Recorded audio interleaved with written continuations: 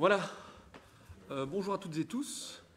Bienvenue au dernier conseil communal de la législature 2018-2024. Donc c'est un peu spécial aujourd'hui. D'abord, je tenais à remercier l'ensemble des conseillers qui ne seront plus conseillers la prochaine fois. On verra à l'installation qui siégera exactement. Et donc, merci à tous pour votre engagement pendant ces 6 années. Parce que le conseil communal est quand même resté un lieu où on a pu quand même discuter, même si on n'est pas toujours d'accord sur tout. Voilà. Je dois excuser David Declercq et je dois excuser également Patrick Baridès. Je n'ai pas de nouvelles de Muriel. Donc on verra si elle arrive entre-temps, sinon on l'excusera. Alors avant de commencer le conseil, quelques petites informations. D'abord, je ne sais pas si vous avez vu, mais on a fait une publicité par rapport au fait qu'il y a eu un recours sur les élections communales de M. Khattadzi. Recours qui a été publié le 22 du 10. Donc il remet en cause, en gros, les règles des médias francophones sur le fait qu'il n'a pas eu accès aux médias et au fait qu'il n'a pas eu accès à Télésambre ou à d'autres publications. Donc voilà, son groupe dans d'autres communes ont déposé le même recours. Donc il y avait lundi un conseil des élections locales donc, qui est composé de personnes indépendantes qui sont des universitaires, des anciens DG, DF, etc., des magistrats.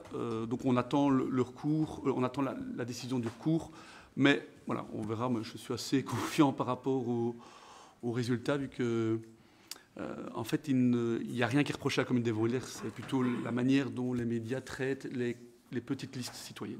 Donc voilà, je reste avec. Oui, attends, oui. Ah voilà. Donc juste une question par rapport à la distribution des envois des convocations. Cette année, ça a été quand même fort compliqué. Il y a quand même eu beaucoup de gens qui n'ont pas eu de convocation. Je me suis laissé dire qu'il y en aurait eu jusque 400 sur la commune. Comment ça se fait? Il y a eu un souci Bernard, toi tu connais l'info? Oui, c'est exact. On a introduit une plainte auprès de Bipost. C'est une série de convocations qui n'ont pas été distribuées. et on sait pourquoi. Mais non. Problème de facteurs. Qu'il en a eu assez. Donc la règle en fait, c'est que les gens peuvent voter sans convocation, donc s'ils se rendaient au bureau de vote. Ça a engendré du stress, quoi. Et les gens qui n'avaient pas leur convocation et qui voulaient absolument l'avoir, il y a des duplicata ici à la commune, et donc il y en a des gens qui sont venus. Les présidents de bureau avaient été prévenus qu'il y avait eu... Mais en plus, on ne savait même pas voir exactement quelle rue, parce que c'est pas fait par... c'est aléatoire. Donc du côté de la commune, il n'y a rien à reprocher, c'est plutôt du côté de Bipost où il y aurait eu un sac ou une partie de sac qui n'aurait pas été distribué. Et on ne sait pas, ils ne savent pas expliquer pourquoi. Donc voilà, il y a une plainte qui a été déposée. Voilà. C'est concentré sur des rues en particulier? Non, c'est un peu partout en fait. C'est un peu partout.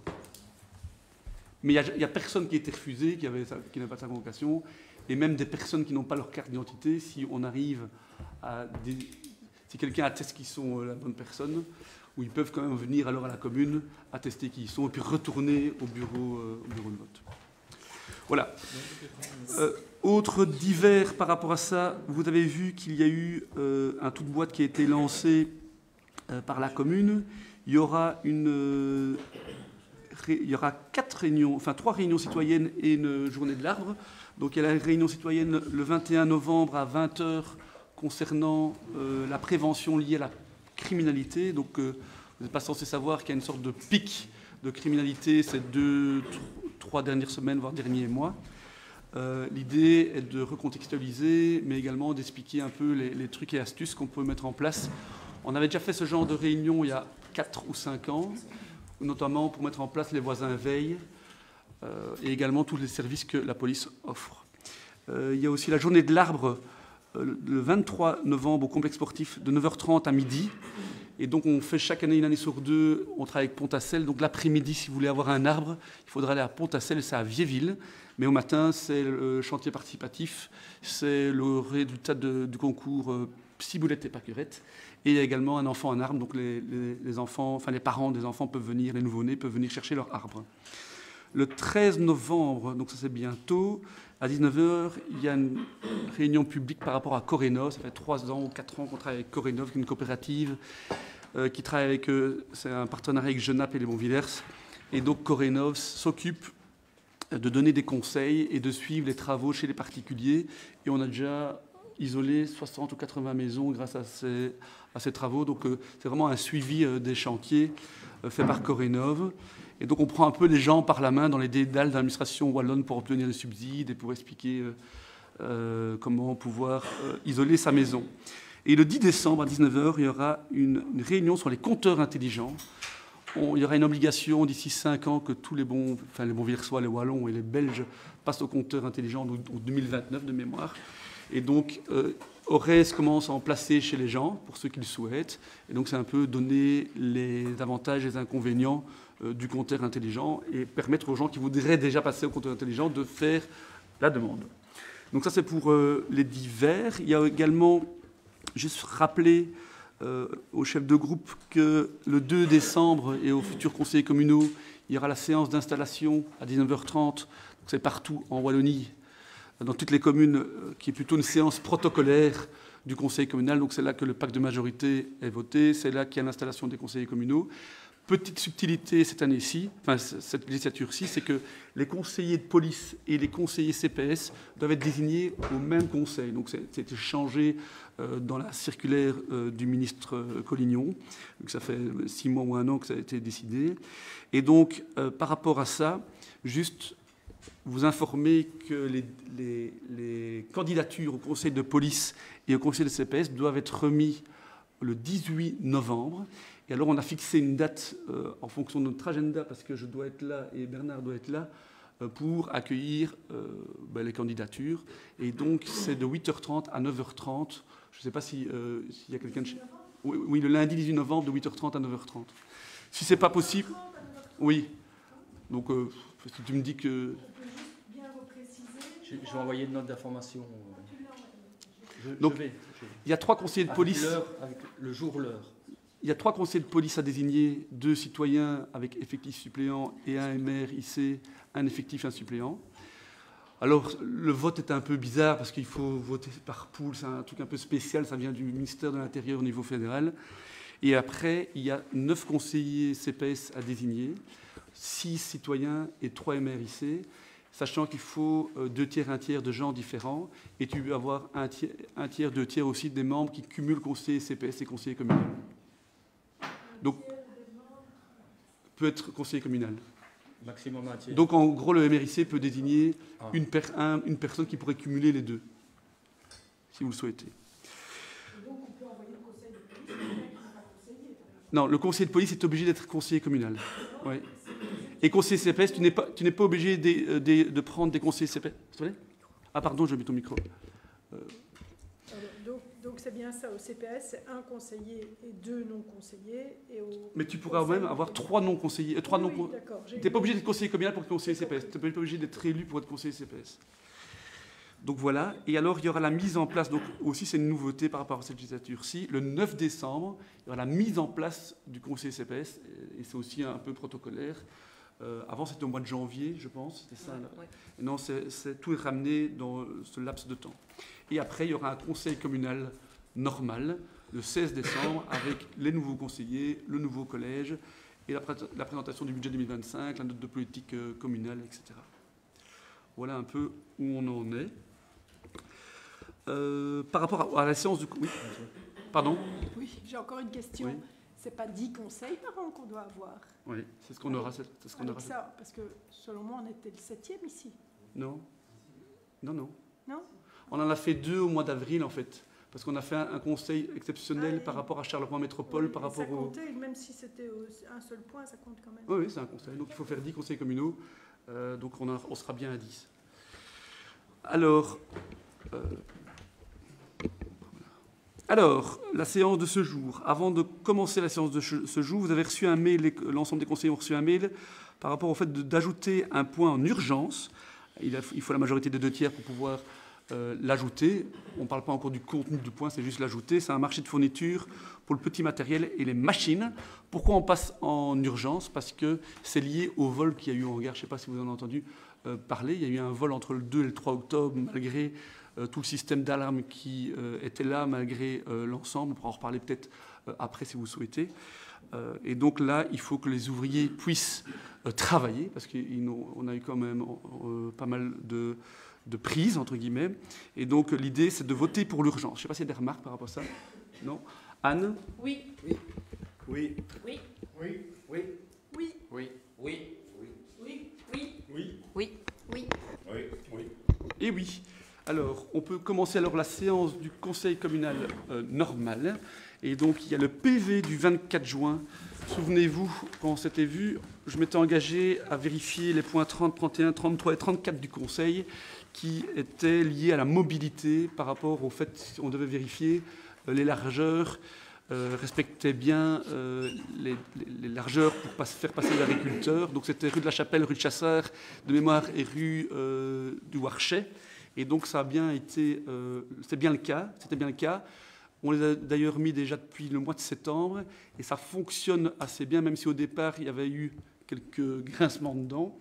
Ça a l'air de fonctionner. Il y a des radars préventifs et donc on pourra peut-être faire le point pour voir si ça fonctionne. Mais notre conseiller en mobilité a l'air d'être très content du résultat à la rue de Chasseur et au début de la rue de la Chapelle. Parce qu'il y a une saison de pommes de terre qui vient de passer et le maïs, c'est...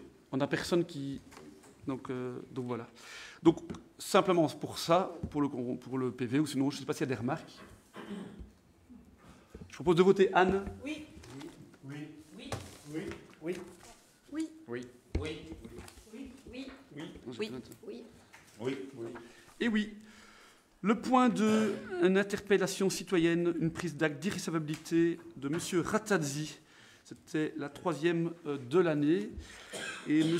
Ratazzi, le collège a décidé de l'irrecevabilité parce qu'il ne respecte pas l'article 68 du ROI du conseil communal. Notamment, il met en cause des personnes.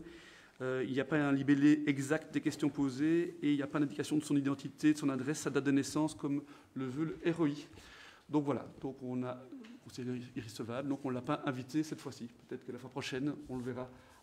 Donc il n'y a pas de une prise d'acte, donc c'est juste une information, donc il ne faut pas en discuter.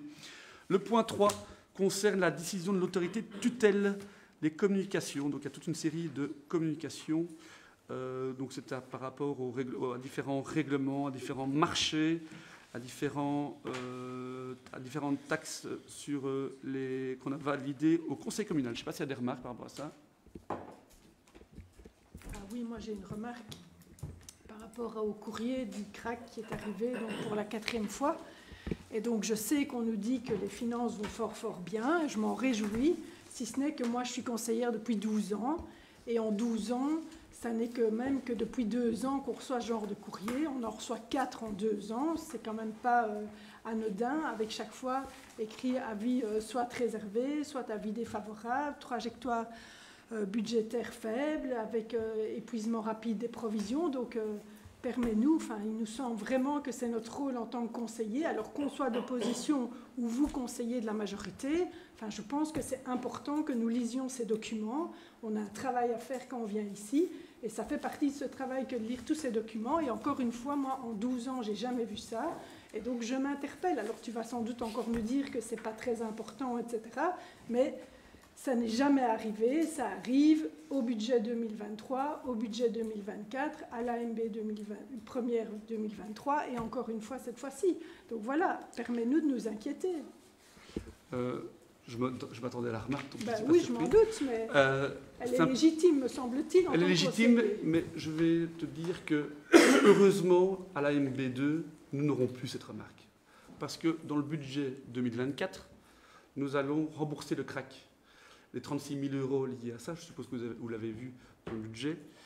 Je demande quand même de lire, parce que, en fait, pour être tout à fait correct, le CRAC remet un avis dans les considérants uniquement parce qu'on a un prêt emprunt qui est un ancien prêt qui a été fait dans le cadre des zones de secours, lorsqu'elles ont été fusionnées, elles ont fait un prêt à taux zéro aux communes, et donc c'est un prêt qu'on remboursons au CRAC. Et je pense qu'il y avait une partie du capital qu'on ne remboursait pas de mémoire. Donc voilà, je pense 10% ou 15%. Et donc le CRAC remet des avis sur toute une série de personnes. Moi, je soupçonne le CRAC de nous rendre un avis comme ça parce que ça fait 3 fois qu'ils nous demandent, ils en ont marre d'avoir les petits emprunts dans les communes et qu'ils nous demandent de le rembourser.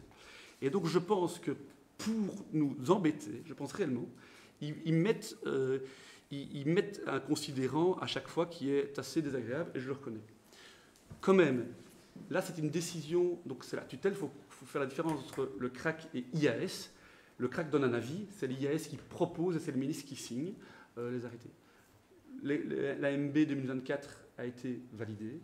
Rappelez aussi que, si tu lis bien les remarques de l'IAS, parce que le CRAC, je ne suis pas d'accord avec ce qu'ils disent, mais quand tu regardes les remarques de l'IAS, c'est ça qu'il faut regarder, selon moi. C'est où Ils ça, disent- alors Excuse-moi, mais c'est où la différence entre le CRAC et l'IAS? En fait, le CRAC, la personne qui rédige, c'est un fonctionnaire de l'IAS, donc du SPOE, et le CRAC, c'est un centre d'aide aux communes qui n'intervient que parce que nous avons un emprunt, en fait. Et donc, elles n'interviendront plus dans le budget parce qu'on a décidé à l'AMB 2025, à l'AMB 2024, pardon, de les rembourser. Et donc, eux, ce qu'ils disent, en gros, l'IAS, c'est si nous devions rembourser du jour au lendemain l'ensemble de nos dettes, eh bien, on n'arriverait pas. Mais c'est logique. Mais c'est logique. Moi, quand j'achète ma maison, si je fais un emprunt, c'est pour rembourser sur 20 ou 25 ou 30 ans. Si on me demandait de rembourser en année N l'ensemble, je serais incapable de le faire. Et c'est ce qu'ils disent. C'est pour ça que moi, je ne suis pas d'accord sur leur manière de voir les choses. Mais pour te rassurer, parce que même si je ne suis pas d'accord avec ce qu'ils disent, j'entends quand même ce que tu dis.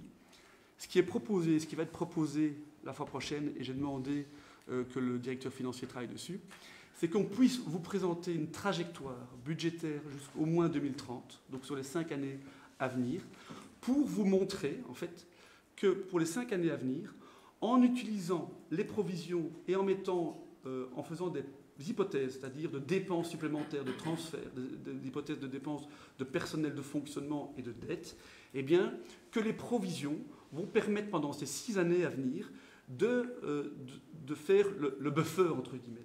Et ça, c'est sans grande catastrophe style Ukraine ou encore Covid ou quelque chose de genre. Mais toute chose restant égale, si on prend la situation de 2024, eh bien, c'est d'avoir une trajectoire. Trajectoire qu'on n'est pas obligé de présenter en conseil communal, mais que nous sommes toujours obligés de présenter au niveau de la tutelle. Et d'ailleurs, c'est pour ça que le CRAC et l'IAS regardent un peu notre trajectoire. Donc voilà, moi je suis assez confiant parce que j'ai regardé, on est en train de préparer les budgets 2025, la trajectoire de 2025 jusqu'à 2030. Toutes choses restant égales en prévoyant des augmentations de dotation de transfert, etc., sans nouvelles... eh bien, on utilise notre provision, mais pas l'entièreté de notre provision. Je rappelle que dans la MB2 2024, notre provision atteint 2 700 000 €, ce qui est quand même un élément important et qui va permettre de faire ce buffer. Mais pour l'instant, sur les 6 années précédentes, on n'a jamais utilisé cette provision, en fait, parce qu'on a toujours soit des meilleures recettes que prévues dans le budget, soit notre budget de fonctionnement qu'on pensait avoir utilisé à 100%, et c'était un de vos reproches, on les utilise à 75, 80, 85%. Et ça aussi, on va essayer de vous montrer, de prendre une hypothèse de base 2025 et peut-être rajouter 2,5% chaque année, sur 30 ans, jusqu'à 2030, pour pouvoir montrer qu'on arrive à respecter la trajectoire. Et ça va nous permettre aussi de savoir combien on peut emprunter sur ces 6 dernières années pour aussi donner des gages de notre dette, elle est maîtrisée. Et on a demandé en plus de ça, Belfius est venu nous présenter le profil financier, et ce serait intéressant que vous puissiez peut-être avoir une fois une présentation. Et c'est intéressant parce qu'ils sont venus nous montrer, il y a des bourgmestres qui ont un super bilan financier, ils n'ont pas de dette, mais ils n'investissent pas dans leur patrimoine et ils s'appauvrissent en fait. Et donc, ce qu'ils sont en train de mettre en place dans le profil financier, c'est que quand tu regardes notre profil financier, mais fatalement, vous l'avez dit à juste titre et on ne le concède pas, la dette est plus importante qu'il y a 6 ans, ça c'est clair, on a plus investi. Mais ils vont aussi avoir un nouveau indicateur, c'est l'indicateur d'investissement dans notre patrimoine. Parce que tu pourrais avoir la meilleure gestion possible en termes de deniers publics. Si tu n'investis pas dans ton patrimoine pendant 6 ans, 12 ans, ça veut dire que cet indicateur va être mauvais. Or, nous, on investit beaucoup, mais on investit énormément dans le patrimoine. Et donc, cet indicateur-là va être bon. Et donc, eux, ce qu'ils veulent montrer, c'est que n'est pas bon gestionnaire la personne qui n'investit pas dans son patrimoine. Il faut un mix des deux, un équilibre entre gérer sa dette. Et nous, l'équilibre qu'on s'est fixé actuellement, c'est d'être toujours dans les charges d'emprunt au niveau de l'ordinaire à 10% plus ou moins, que ça représente 10% des dépenses ordinaires, ce qui est toujours le cas actuellement, et de pouvoir investir dans la transition écologique, investir dans l'énergie, investir dans tous les bâtiments qui en ont besoin dans les écoles. Et il y a pas mal de points cette fois-ci encore liés à ça. Voilà. Mais donc, on va essayer de répondre à tes remarques légitimes et auxquelles on fait pas, enfin, je ne mets pas la tête dans le sable. Donc je sais bien qu'on a plus dépensé ces 6 dernières années, justement pour avoir aussi un investissement dans les bâtiments communaux pour accélérer la transition écologique à la commune de Mont-de-Mars. Voilà. Oui, vas-y. Mais moi, je voulais dire, parce que c'est vrai que comme cette remarque revient régulièrement, et puis qu'en fait, vous dites toujours la même chose, Mathieu répond toujours la même chose, et bon, je comprends que... oui, enfin voilà, c'est vrai. Moi, en fait, en lisant cet arrêté de tutelle, c'est vrai qu'on voit bien, dans les considérant l'avis du CRAC, on voit en fait finalement que la tutelle a lu l'avis du CRAC et en tient compte en rédigeant son arrêté, mais que finalement, ils estiment que malgré l'avis du CRAC, les modifications budgétaires sont conformes à la loi et à l'intérêt général et que donc elles sont approuvées. Donc, je pense que justement, c'est surtout ça qui est important. Après, ça ne veut pas dire qu'il ne faut pas en tenir compte et qu'il ne faut pas être attentif, ça c'est sûr.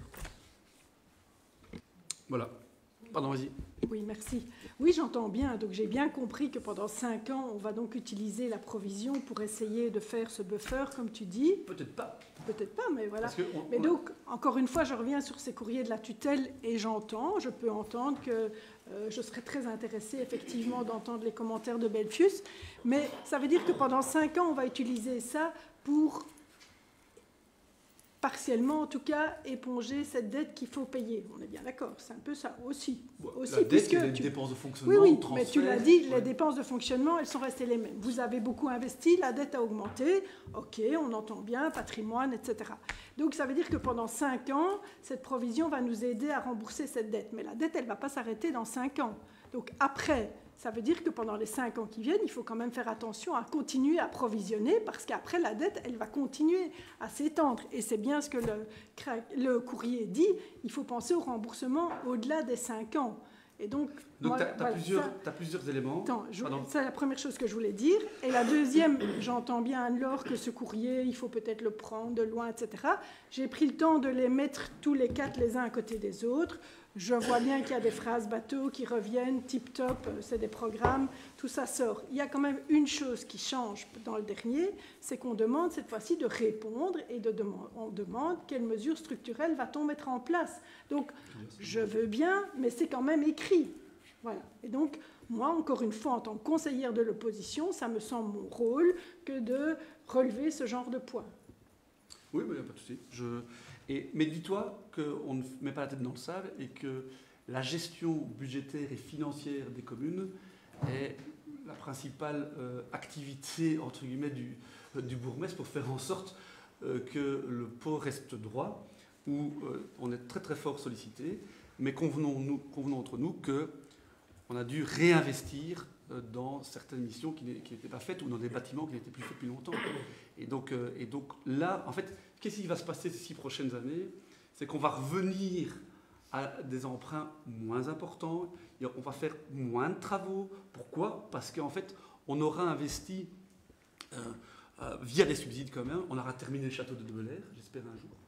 On aura qu'un gros investissement, on aura terminé la maison de village de Frasnes, on aura terminé le hangar communal, on aura terminé l'épicerie sociale, on aura refait l'ensemble des écoles en termes de châssis, de portes.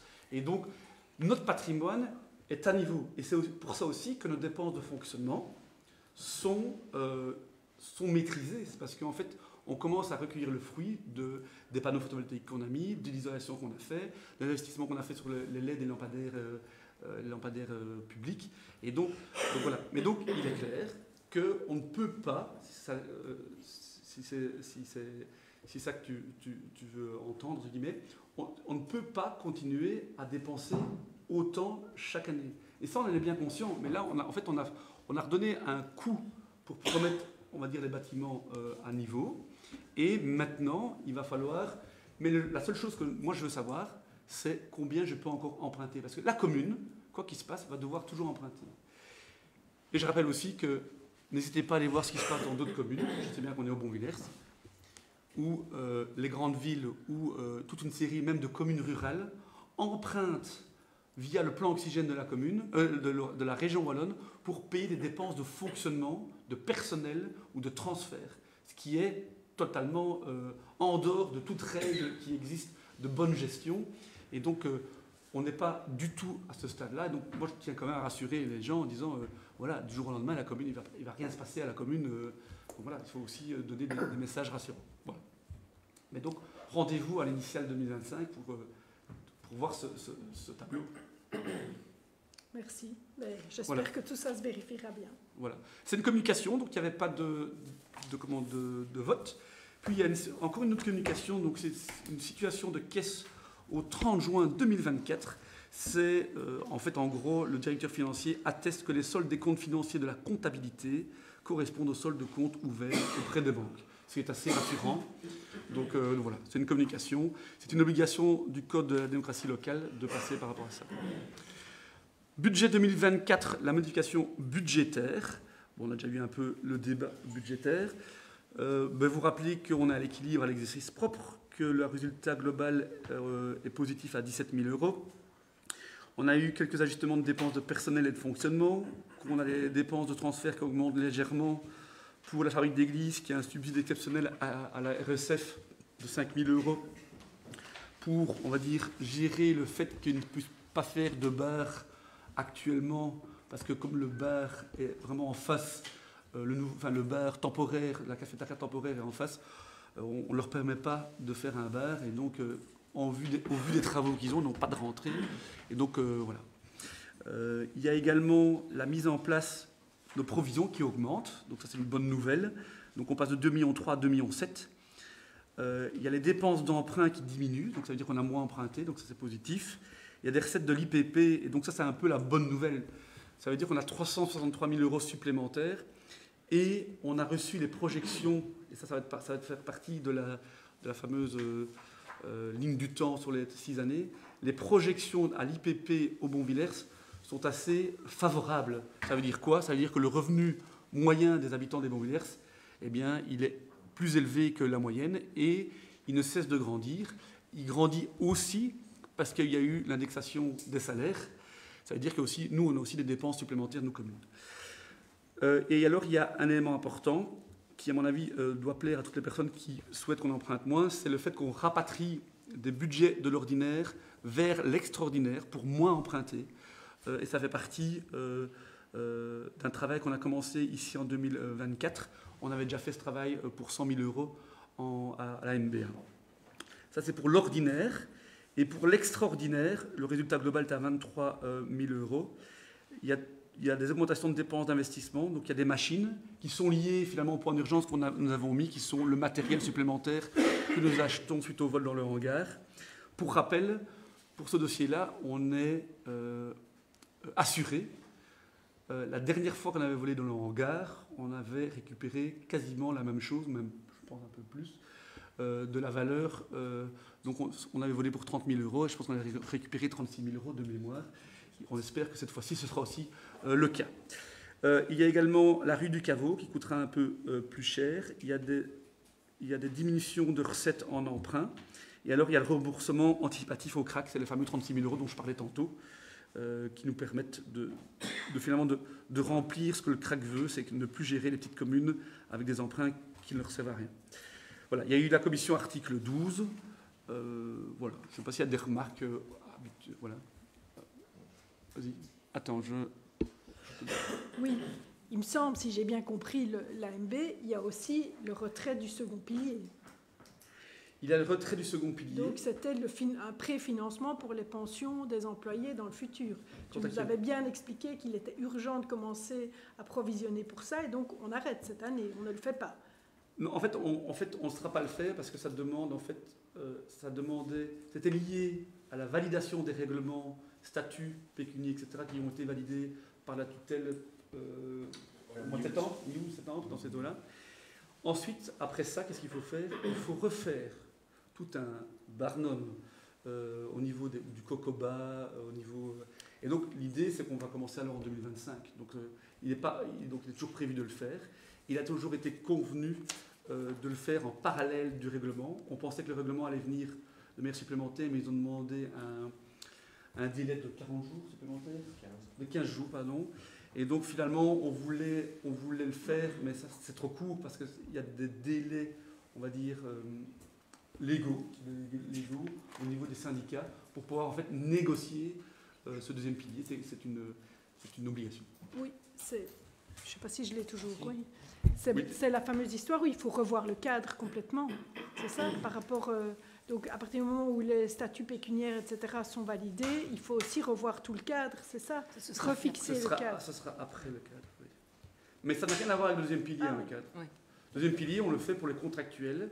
Le problème, c'est que entre-temps, le fédéral a retiré la compensation. En fait, avant, quand tu faisais un second pilier, tu payais un petit peu moins de ta responsabilisation pension. Maintenant, l'effort, ils appelaient ça de 50%, donc globalement, et maintenant ils l'ont descendu à 10%, donc sous l'ancienne, ici en avril 2024. Et donc, en fait, dans tous les cas, que ce soit la cotisation responsabilisation ou le second pilier, les pouvoirs locaux, s'il n'y a pas une solution du fédéral, on devra payer par la porte ou par la fenêtre. Donc, qu'est-ce qui se passe? C'est que on est les seuls, au niveau des pouvoirs locaux, en Belgique, à avoir notre propre caisse, entre guillemets, d'allocation de pension. Et donc, cette caisse, je vais prendre une baignoire. Cette baignoire, en fait, on l'a remplie de statutaires, mais sans que toute une série de statutaires aient cotisé toute leur vie pour remplir cette baignoire. C'est les fameuses années où on statutarisait les 5 dernières années et ils avaient une pension comme s'ils avaient travaillé comme statutaire toute leur vie. Et donc, en fait, les gens n'ont pas assez cotisé, alors ils ont des grosses pensions. Et donc, qu'est-ce qu'ils ont fait? Ils ont dit, cette baignoire, il faut la remplir. Et donc, ils ont dit, vous les communes, on va vous mettre vous continuez à cotiser pour les statutaires que vous avez dans ce fonds, on vous met une cotisation responsabilisation supplémentaire qui, je ne sais pas d'où vient le chiffre, et ils vous disent, voilà, commune des Bonbonnières, je pense que cette année-ci, c'est 300 000, 350 000, il faut remettre 350 000 dans ce fonds, et ce fonds va pour tous les fonctionnaires statutaires. Et ça, c'est la première chose. Et en fait, ce qu'ils voulaient faire en faisant le second pilier, ils voulaient en fait que forcer les communes à essayer de mettre encore un peu plus dans cette baignoire, mais que ça serve également aux contractuels un petit peu pour qu'il y ait une sorte de carotte pour les contractuels. Je rappelle que la différence entre un statutaire et un contractuel, toutes choses restant égales, donc s'ils avaient travaillé 40 ans statutaire et 40 ans contractuel, c'est 1 000 € de différence par mois de pension. Pour le même travail. Et donc l'idée c'est quoi? C'est de stopper les statutaires et de continuer les contractuels, mais d'essayer d'augmenter un petit peu la pension des contractuels et pour avoir à la fin, quand tous les statutaires seront décédés, mais on parle de 40, 50, 60 ans, eh bien, de pouvoir stopper cette bulle. C'est un peu complexe, mais oui.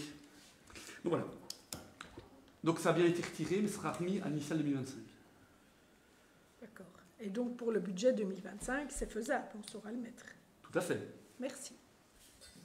Voilà, je ne sais pas s'il y a d'autres remarques. Je propose alors de voter. Anne? Oui. Non. Non. Non. Non. Non.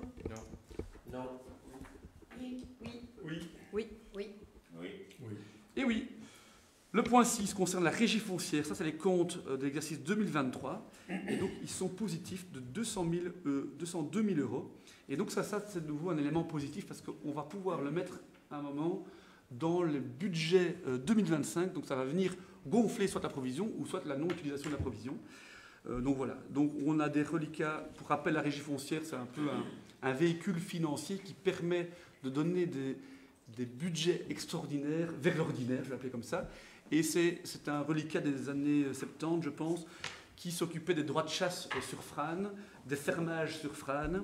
Et alors nous, on essaie de l'utiliser aussi pour les achats et les ventes de terrain. Et donc il y a eu des achats de terrain, il y a eu des ventes de terrain.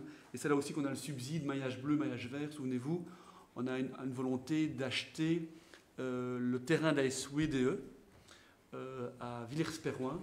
Et donc on a reçu un subside de 80%, sachant que c'est du terrain à bâtir. Et donc éventuellement on pourra faire des choses là-bas, mais qu'actuellement il est prévu de le garder pour plutôt lié au maillage bleu, maillage vert, donc lié à la biodiversité, de faire quelque chose de positif là-bas par rapport à ça. Voilà, ça c'est l'approbation des comptes. Je ne sais pas s'il y a des remarques par rapport. Ok, Anne. Oui. Oui. Oui. Oui. Oui. Oui. Oui. Oui. Oui. Oui. Oui. Oui. Et oui, le point 7 concerne les comptes du CPS Anne-Laure 2023. Oui, donc les comptes 2023, on avait cette année passé la modification budgétaire numéro 1, donc qui a été validée au conseil communal en juin. Donc elle est passée avant le compte, mais on avait déjà à ce moment-là à peu près une idée très claire du résultat. On avait estimé qu'il serait un boni, donc un résultat positif de 117 000 euros. Finalement, c'était 122 000, donc c'était une bonne nouvelle. Et bon, ils sont arrivés juste un petit peu après, donc voilà. Je ne sais pas s'il faut voter, puisque c'est une prise d'acte. Bon, ça a été validé au conseil du CPS Ah, de toute façon. à l'annualité. De toute façon. Voilà, je faisais les remarques. Non.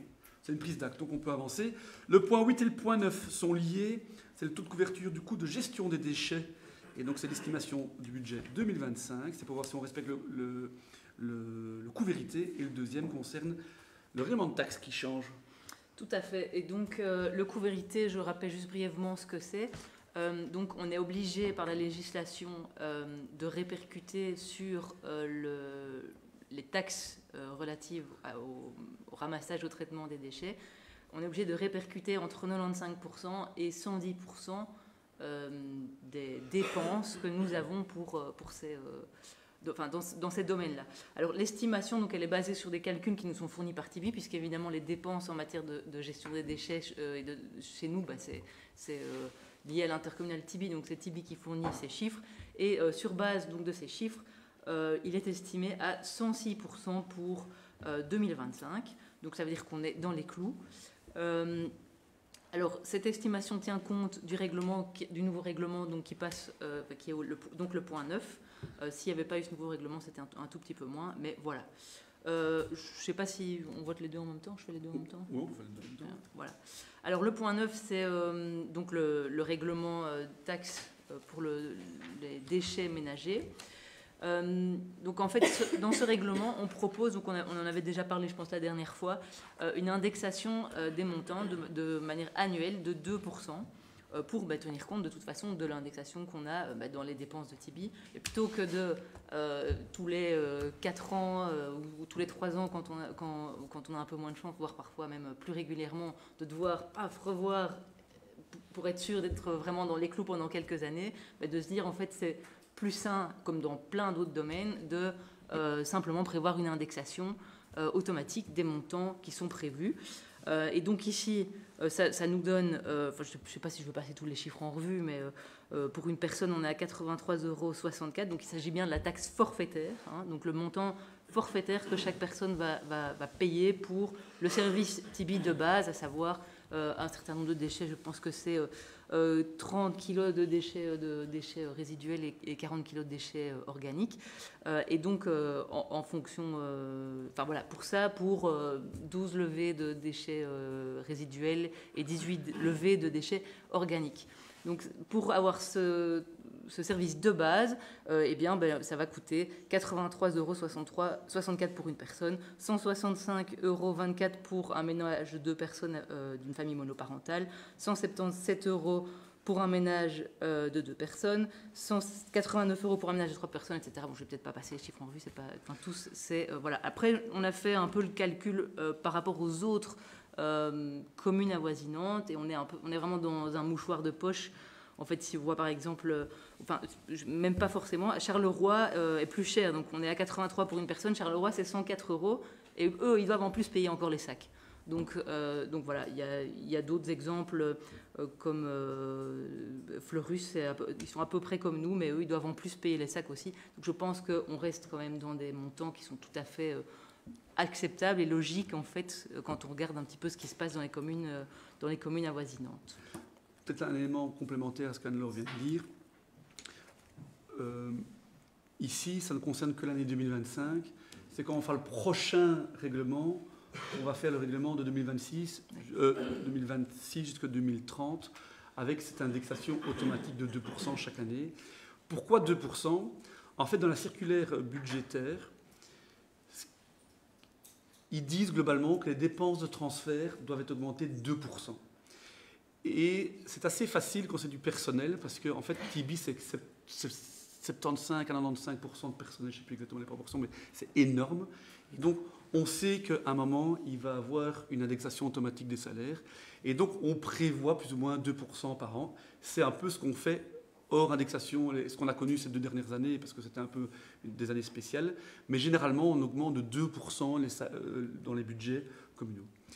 Autre élément aussi, l'information que Tibi n'a pas encore intégrée dans le coût vérité, c'est que le gouvernement wallon a décidé de retirer 8 millions d'euros de subsides pour les investissements dans les intercommunales de déchets.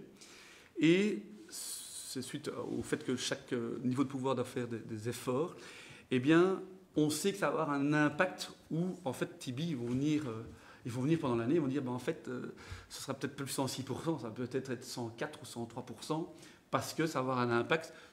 Ils vont demander aux communes, en fait, de payer plus, parce qu'ils n'ont pas cette recette qu'ils ont comptabilisée dedans. Et c'est pour ça aussi qu'on a commencé les 2% maintenant, parce que moi, je ne sais pas exactement l'impact que ça va, la décision des 8 millions va avoir sur les intercommunales de déchets. Donc voilà un peu les deux points 8 et 9. Je ne sais pas s'il y a des remarques ou des points d'attention. Non ? Je propose alors de voter 8 et 9 en même temps. Anne ? Oui. Oui. Oui. Oui. Oui. Oui. Oui. Oui. Oui. Oui. Oui. Oui. Et oui, le point 10 concerne la taxe sur la demande de changement de nom. En fait, ça avait été jusqu'en 2024 et c'est la seule qui ne va pas jusqu'en 2025. La fois dernière, on avait fait les prénoms. Maintenant, on fait les noms. Et donc, c'est bien toujours les 140 € prévus et 6 jugements, 40 €. Donc, c'est le même montant qu'on avait fait baisser, Philippe, souviens-toi, à 140 €. C'était des montants qui avaient été mis à l'époque sur les prénoms 300, 400. On avait diminué. Donc, on a mis le même montant qui était déjà le même précédemment. Je ne sais pas si c'est des remarques. Anne ? Oui. Oui. Oui. Oui. Oui. Oui. Oui. Oui. Oui. Oui. Oui. Oui. Et oui, le point 11, 12 et 13 sont liés. Ils concernent des prises d'actes concernant les modifications budgétaires pour des fabriques d'églises. Il y a à Rêves une diminution de 60 € de la part communale. Il y a à Saint-Michel-Marie, à Melay, une augmentation de 1 800 € de la dotation communale. Et il y a à Villers-Péroin une modification budgétaire, mais qui n'a pas d'impact sur la part communale. C'est des mouvements en interne. Et donc ça, c'est une prise d'acte.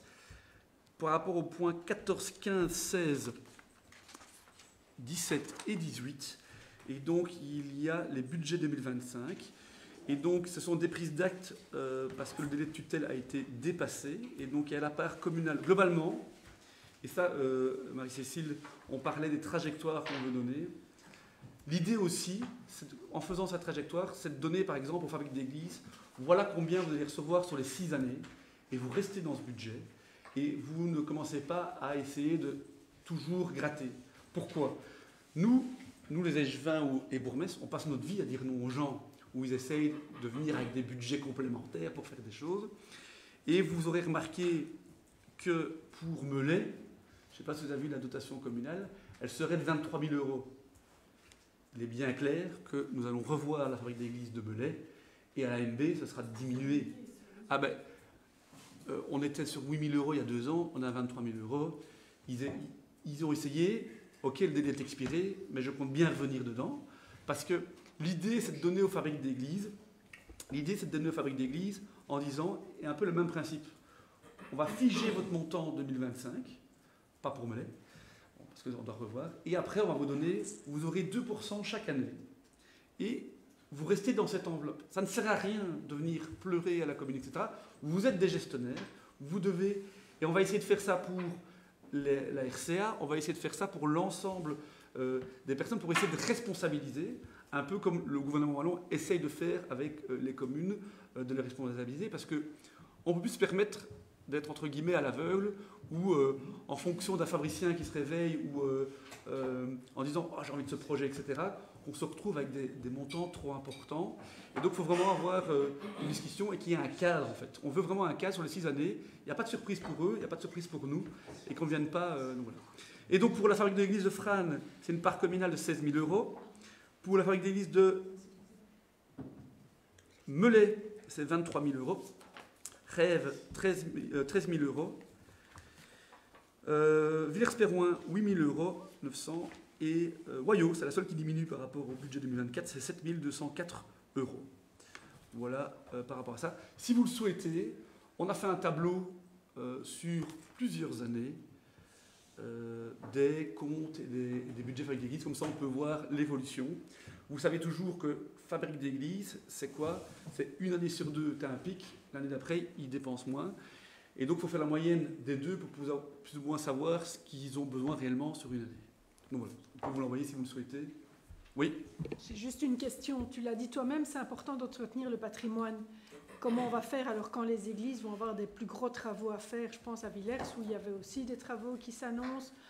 Comment on va faire par rapport à ça? Alors, ils ont des possibilités d'introduire des projets spéciaux à l'extraordinaire ou bien oui, comment? donc là, je parlais bien de l'ordinaire. D'accord. Et je parlais bien de l'ordinaire. Donc, et l'extraordinaire, c'est toujours une discussion. Donc, il y a des chaudières qu'on a déjà refait. Là, en fait, la fabrique d'église de Melay, là, ils ont une demande importante à l'extraordinaire pour le chauffage, en fait. C'est pour le chauffage aussi, mais ce n'est pas comptabilisé dans les 23 000 €. Ils demandent à l'extraordinaire 60 000 € pour refaire leur chauffage. Globalement, 3 églises sont nickel. Melay, Wayaux et Rêve, franchement, même si à Rêve, il y a un problème d'orgue qui pourrait coûter cher. 75 000 €. Pour l'instant, on freine par rapport à l'OC parce qu'on trouve que ce n'est pas la priorité. C'est d'abord isoler la priorité. Ou de refaire les toits ou les stabilités. 2 problèmes que nous avons, c'est l'église de Frasnes, je ne vais pas vous faire un dessin, et l'église de Villers-Perrouin. Alors, il y aurait une bonne nouvelle, c'est que vous savez que l'église de Villers-Perrouin, il y a un jour, pour ceux qui connaissent l'église de Villers-Perrouin, la nef et le clocher ne se tiennent plus. Et donc il y a un petit jour qui existe. Et avant de commencer à ce qu'ils voulaient repeindre, etc., moi je veux m'assurer que cette église, elle ne bouge plus. Mais ça semble être stabilisé, parce qu'on a mis des marqueurs depuis 3 ans. Et ils ont payé une étude et ils ont l'air de dire que ça ne bougera plus. Et donc ça c'est positif. Et donc, à l'église de Villers-Perrouin, il y a une grosse demande de refaire le toit. Et donc, refaire le toit d'une église, c'est pas 100 000 €. C'est plusieurs centaines de milliers d'euros, voire plus d'1 million d'euros. Et donc ça, il faut trouver des solutions budgétaires, des solutions peut-être de communauté d'énergie, c'est-à-dire refaire une partie d'un toit et remettre des panneaux photovoltaïques et qui puissent injecter ou faire des bornes électriques où on vend l'électricité. En fait, il faut essayer d'être créatif parce que payer plus d'1 million d'euros un toit, voilà. Et tu risques alors de me reprocher que j'emprunte trop pour refaire ça. Donc il faut que je trouve des solutions budgétaires, sachant que l'église de Villers-Perrouin et l'église de Frasnes ont 2 statuts différents. Parce que l'église de Frasnes est tellement loin que là, on est sur plusieurs millions d'euros. Et pour le faire, il faut des subsides. Et pour avoir des subsides, on ne peut les avoir que si l'église est désacralisée. Parce que la région wallonne veut que quand elle octroie des subsides, que ce soit un lieu pour tout le monde et pas un lieu pour, entre guillemets, un culte. Mais pour l'instant, on ne sait pas bouger parce que la fabrique d'église bloque le fait de désacraliser l'église de Frasnes. Sachant qu'on a fait des travaux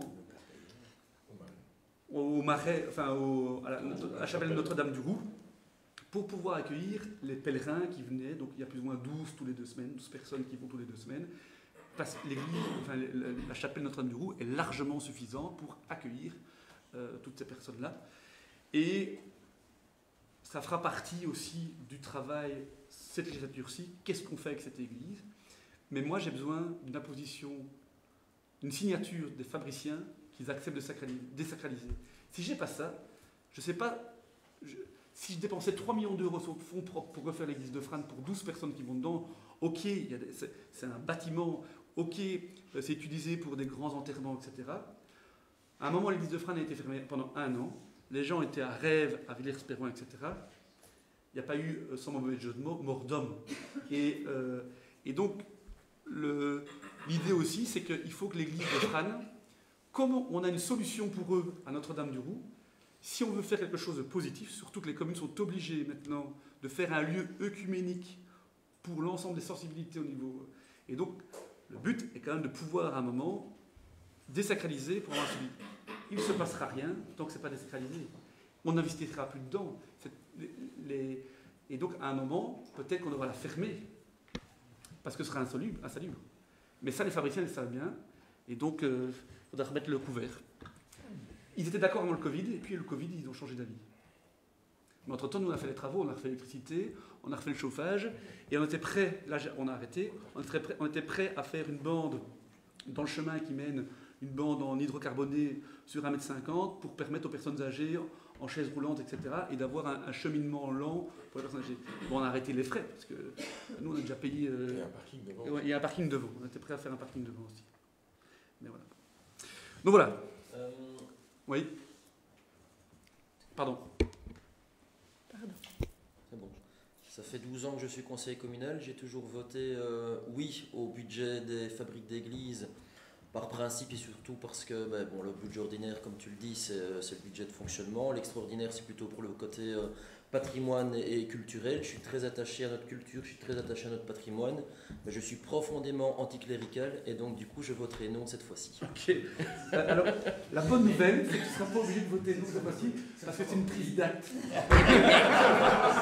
Mais tu l'auras dit. Il n'y a pas une autre occasion. On va le noter dans le PV. Oui. Notez dans le PV, c'est important. Ok. Oui, vite alors. Question technique, la réformation, c'est une prise d'acte aussi?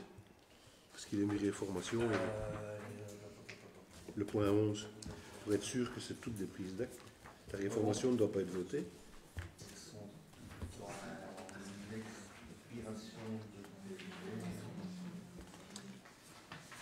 Ok, c'est parce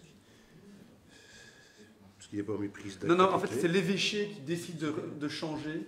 C'est vrai? Ça fait? Oui, c'est ça. Ouais, C'est l'évêché qui chante de changer, donc eux, ils ont aussi la tutelle aussi, donc ils changent. Parce qu'il n'y avait pas prise d'acte à côté de cet objet-là, donc je pose la question, si c'est toutes des prises d'acte, ok. Elles sont toutes en Bon, expiration acte. de délai. Mais donc ça veut dire que le point 11, c'est une prise d'acte aussi. En fait, dans l'ordre du jour, il est marqué réformation et pas prise d'acte. C'est ça la remarque. Oui, Donc c'est une prise d'acte. Ouais. Voilà. Mais donc le point 11 à 18 sont des prises d'acte. T'es sûr de toi? Moi, je n'ai pas... Oui, mais j'ai un... Ah, pardon. Ah oui, Non, t'as mais raison. passe-moi le... Le point 11. De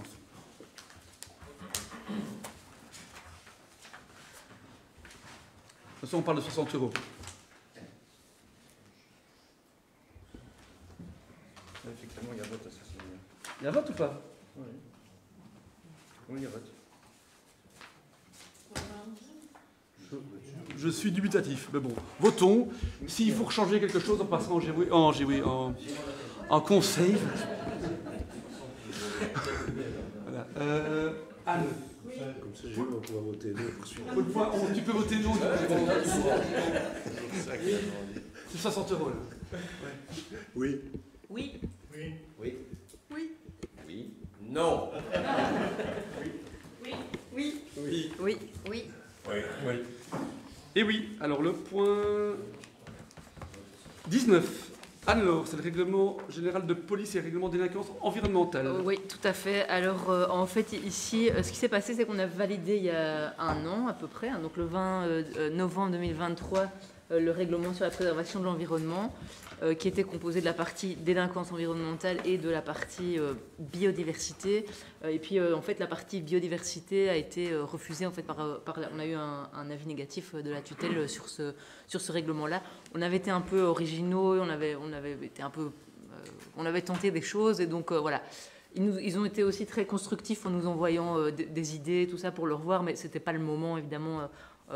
Juste en période prudente d'aller revoir ce règlement-là maintenant. Donc ce sera fait durant la prochaine mandature. Mais par contre, c'était important quand même que la partie délinquance environnementale puisse être revue et être applicable, puisque dans les autres communes de la zone de police, c'est déjà le cas. Et comme ça va faciliter aussi la constatation et la sanction des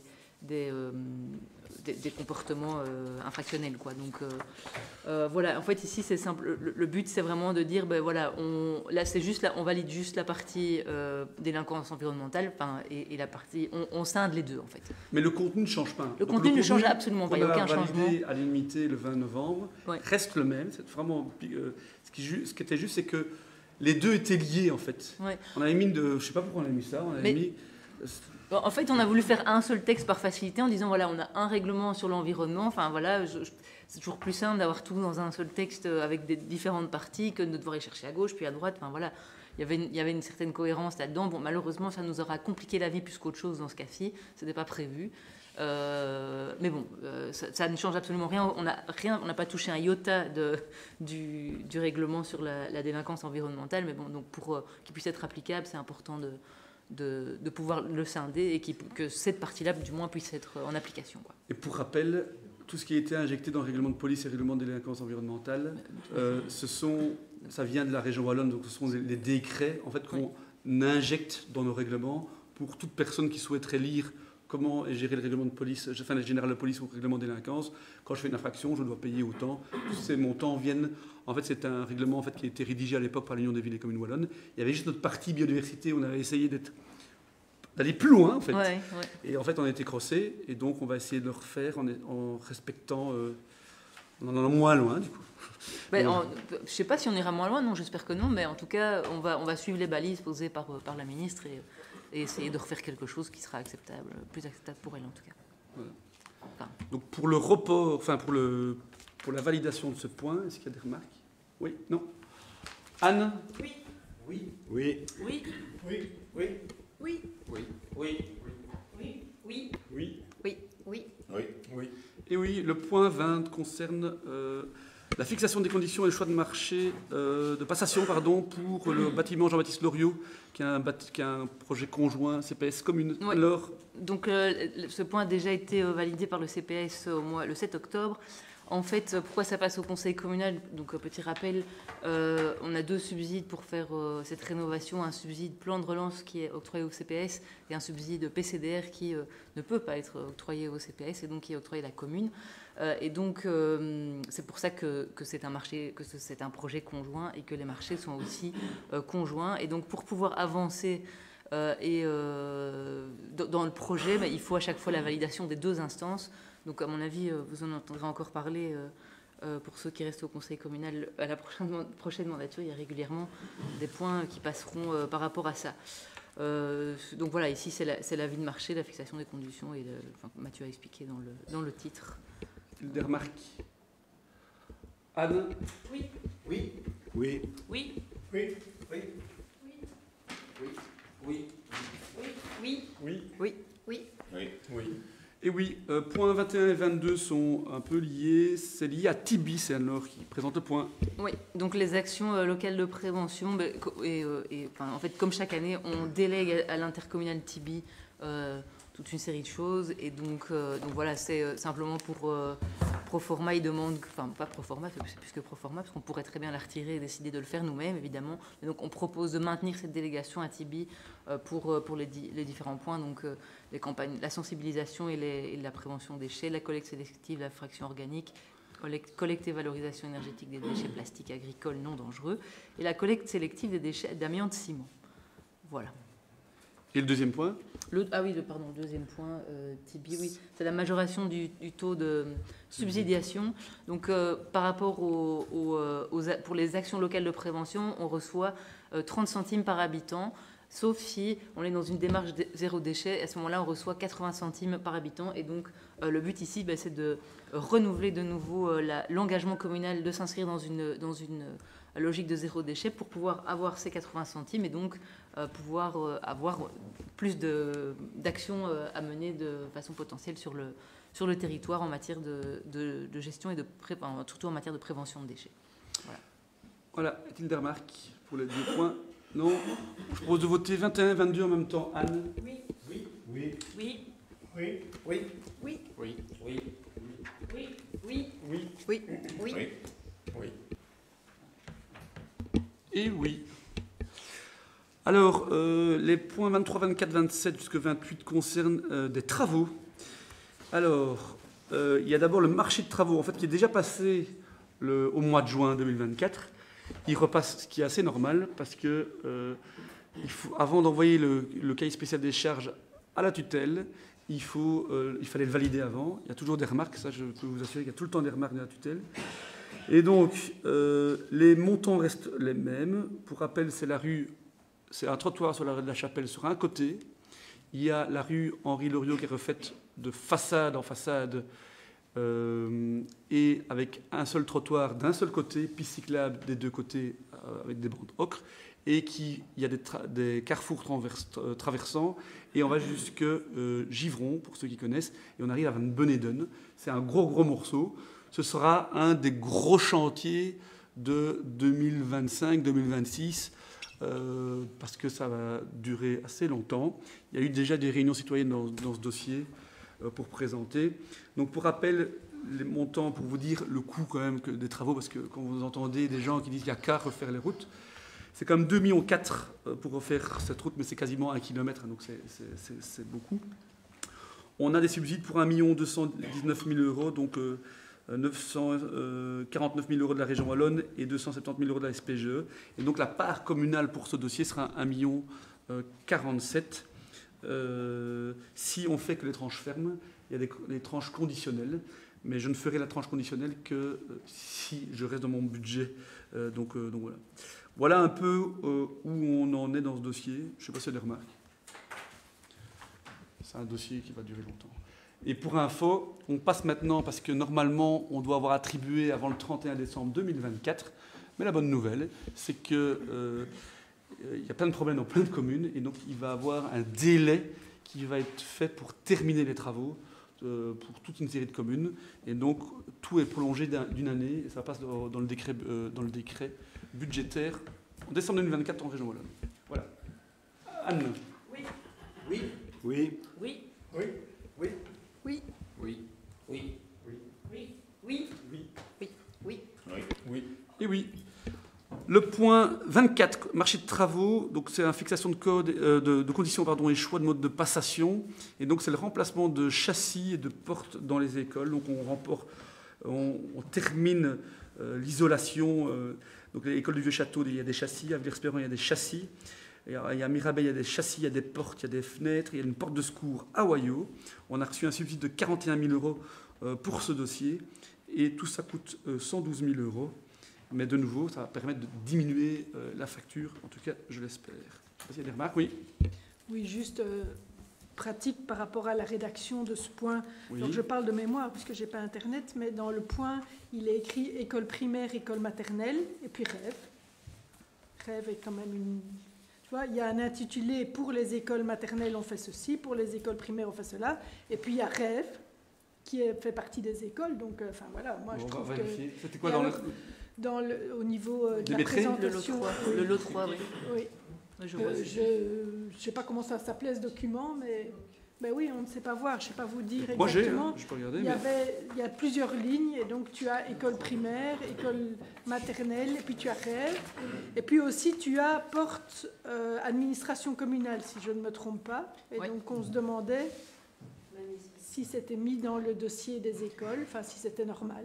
Oui, mais c'est des lots différents. Oui, Oui, mais c'est parce que l'intitulé, il est bien écrit. École maternelle, même au écoles. pluriel, en fait. Et donc, après, il y a école de rêve, et donc c'est vrai que c'est particulier. Oui, en fait, voilà, je trouve que c'est pas très clair. Ouais. C'est vrai. Non, c'est pas grave, mais voilà, en termes de précision, quoi. On va changer ça. Ça va? Et alors, donc, on a mis des En fait, il faut bornes. changer le libellé. Voilà. Ça concerne aussi l'administration communale. Voilà, c'est ça. Ok, point 24, remplacement des châssis et portes des écoles et l'administration communale. Alors, Anne, Oui. Oui. Oui. Oui. Oui. Oui. Oui. Oui. Oui. Oui. Oui. et oui. Le point 25 concerne un marché stock, donc c'est le marché qu'on lance à chaque année, donc il se termine.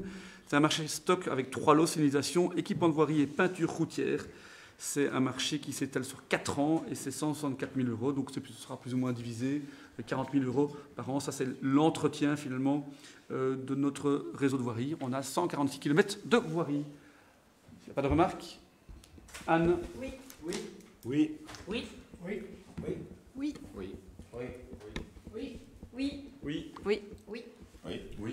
Oui. Encore un marché de fourniture qui est un peu lié en point en urgence. Hein. Donc, on a validé dans le budget, à la MB2 des budgets complémentaires pour payer des petites machines, du petit matériel, le petit outillage. Ici, pour permettre aux ouvriers de travailler, le collège a décidé de déjà acheter toute une série d'éléments. C'est suite au vol. Et donc, vous avez le listing et c'est pour 5 736 €. Ça me permet de vous dire que au mois de janvier, il y a une obligation de revenir quand on applique cet article au conseil communal. Au mois de janvier, vous aurez le listing. C'est au mois de janvier qu'on va faire ça. Il y aura le listing de toutes les admissions de dépenses. Comme ça, vous aurez une vue globale parce qu'on vient un peu pic-ploc comme ça. Et donc, l'idée, c'est de faire un rapport et aussi qu'on puisse regarder d'année en année pour diminuer. Parce que, a priori, ça doit être une mesure exceptionnelle. Ici, c'est exceptionnel vu que c'était suite au vol et il fallait quand même que les ouvriers travaillent parce que payer des gens sans matériel, c'était compliqué. Ce serait le rapport annuel. Ah, c'est le rapport, donc ce sera en septembre alors. Non, ce sera en décembre avec le budget. Ah oui, d'accord, ce sera en décembre. Ok. Anne. Oui. Oui. Oui. Oui. Oui. Oui. Et oui. Le point 27, marché stock sur l'élagage et l'abattage des arbres. Et donc, c'est un marché stock de nouveau sur 4 ans. Donc, c'est 100 000 € pour les 4 ans. Donc, on utilise plutôt moins 25 000 €. Actuellement, c'est plutôt... Et donc, on fait des allées. L'idée, c'est de faire une grosse allée par an pour entretenir notre patrimoine communal. Et donc voilà, je ne sais pas que cette année-ci... Tu sais cette année-ci ce qu'on a fait, Philippe, comme allée ou pas, comme avenue? Il y a un peu la rue de Beaussé-la-Reine. Ah oui, voilà. On a déjà fait pas mal, ouais. Ok. Voilà. Marché stock. Anne. Oui. Oui. Oui. Oui.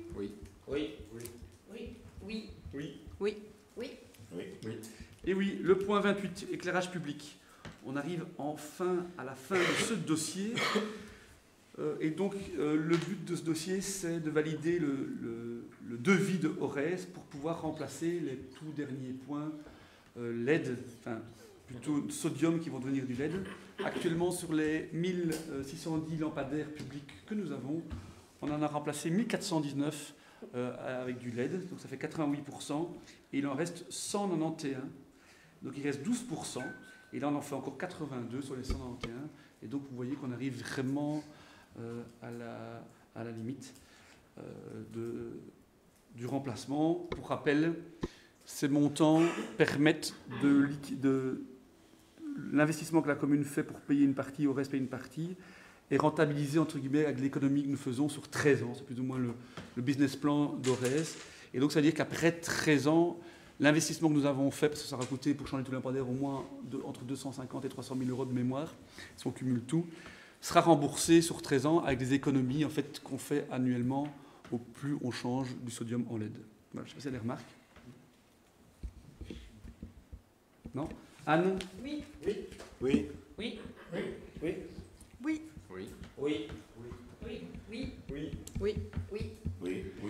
Et oui, le point 29 concerne la mobilité et une place de stationnement PMR. Donc toutes les places de stationnement PMR passent au conseil communal. Et donc à la rue Zéphirin-Flandre, il y a eu une enquête de la police et de notre conseiller en mobilité. Ils estiment qu'elle rentre dans les conditions qui sont fixées par la loi, par le règlement, pardon. Et donc il y aura une place PMR à la rue Zéphirin-Flandre au numéro 5. Ça, c'est les remarques.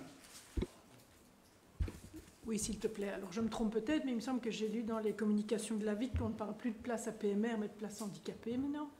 Il y a une histoire, oui, c'est dans les règlements de police, on doit parler de place pour handicapés. Enfin, voilà, je pense qu'il y a... mais c'est dans la terminologie, ça n'est pas très important. Par contre, il y a quand même une question... une place comme ça, de ce type-là, c'est quand même pas nominatif, on est d'accord. Toute Et personne donc, qui a une carte. c'est ça, hein. Donc ça veut dire que cette place va être installée devant le garage de ces gens-là qui ont fait la demande. Est-ce qu'ils sont bien conscients? Ils peuvent déjà pas l'avoir. Eh bien oui, merci Philippe. Et donc c'est là que je m'interroge un peu. Alors d'accord, ils estiment que le garage n'est pas accessible, mais ça reste un garage. Donc normalement, dans le code de la route, on ne peut pas mettre de place de stationnement devant un garage. Et alors la deuxième question, c'est savoir si ces gens sont bien conscients de ce qui est en train de leur arriver. Si c'est une place pour handicapés devant leur garage, c'est pas nominatif, tu le dis toi-même. Donc si cette place est prise par une autre personne qu'eux qui l'ont demandé et qui est devant chez eux, ils ont le droit d'y être. Et donc, est-ce qu'ils en sont bien conscients? Et de nouveau, il y a cette problématique par rapport au garage. Est-ce que c'est bien normal de mettre une place de parking devant un garage? C'est juste dans la note explicative qu'on parle de parking Oui, j'ai PMR, vu. mais pas dans la Tout à décision. Donc on peut être Oui, rassuré par rapport Mais ça, j'ai vu, c'est juste... au vocabulaire. Donc c'est bien personne handicapée. Et moi, ce que je peux te dire, parce que en fait, le politique n'intervient pas dans ce genre de truc. Nous, ce qu'on doit juste veiller, c'est que le service fonctionne. Et donc, c'est que ça a été signé par les gens dont c'est leur job, donc l'agent Lérin, et ils ont accepté. Donc, vous trouverez ici qu'il satisfait aux conditions d'obtention de ce type de réservation. J'imagine, quand on a une place de parking devant un garage, il est bien dit dans le code de la route que ça doit être une place déterminée avec la plaque qui correspond à la plaque de la voiture qui rentre dans le garage en question. Ça veut dire que si quelqu'un qui est une personne handicapée va se garer sur cette place de parking et n'est pas la voiture du garage en question, est-ce qu'il n'y a pas, si j'ai bien compris, dans les considérants, c'est par ordre chronologique, et ce qui l'emporte, c'est le code de la route. Et donc le code de la route dit qu'on ne peut pas se garer devant une place de devant une entrée de garage si on n'est pas la plaque qui correspond au garage, quoi. Je ne sais pas si vous me suivez. Oui, je comprends. Donc ce que je propose... C'est juste une vérification, c'est pour ne pas que ces gens-là se retrouvent ne pas avec bloquer la place quelqu'un... PMR, parce que si on nous demande une place PMR, c'est tellement déjà long pour en obtenir une. Je ne suis que, absolument enfin, pas PMR, contre la place. Personne handicapée. Je suis absolument pas contre la place. C'est pour que cette place serve véritablement à ces gens. Parce que sinon, ça risque de se retrouver avec un autre problème. Ça va, on va regarder. Je propose de voter et de vérifier. Et si jamais ça pose problème, on reviendra avec un point pour le changer. Anne? Oui. Oui. Oui. Oui. Oui. Oui. Oui. Oui. Oui. Oui. Oui. Oui. Oui. Oui. Et oui, le point 30, c'est encore une modification du contrat d'accueil des crèches communales. Je dis encore parce que l'ONE aime bien venir changer ses contrats. Bruno? Oui, donc ici, on vous demande d'abroger le contrat d'accueil du 16 octobre 2023 et d'approuver le nouveau contrat d'accueil qui a été mis en place par l'ONE. Qu'est-ce qui change dans le nouveau contrat? C'est principalement le calcul de la PFP. C'est quoi la PFP? C'est la participation financière des parents. En fait, on prend le revenu net cumulé du ménage et on le décompose en 4 tranches actuellement. Et dans chaque tranche correspond un pourcentage pour le calcul de la PFP. Donc, par exemple, les premiers 1 000 € du revenu, il y a 3,5% pour le calcul de la PFP. Et la deuxième tranche, on passe à 12,8%. Et comme ça, après le calcul, on obtient la PFP mensuelle qu'on divise par 20, parce qu'il y a 20 jours d'accueil. Et on a donc la PFP journalière. On facture cette PFP journalière au ménage pour autant que l'enfant soit accueilli plus de 5 heures par jour.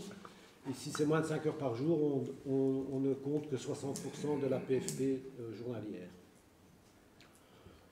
Voilà. Ce qui change également... Ah oui, cette PFP ne peut jamais dépasser 45 € par jour. Donc il y a quand même un maximum. Ce qui change aussi, c'est le nombre de jours d'absence justifiés. Il ne peut pas dépasser 40 jours par an. Tout ça, évidemment, au prorata du contrat d'accueil, si c'est à mi-temps ou 3 jours par semaine, on fait le calcul.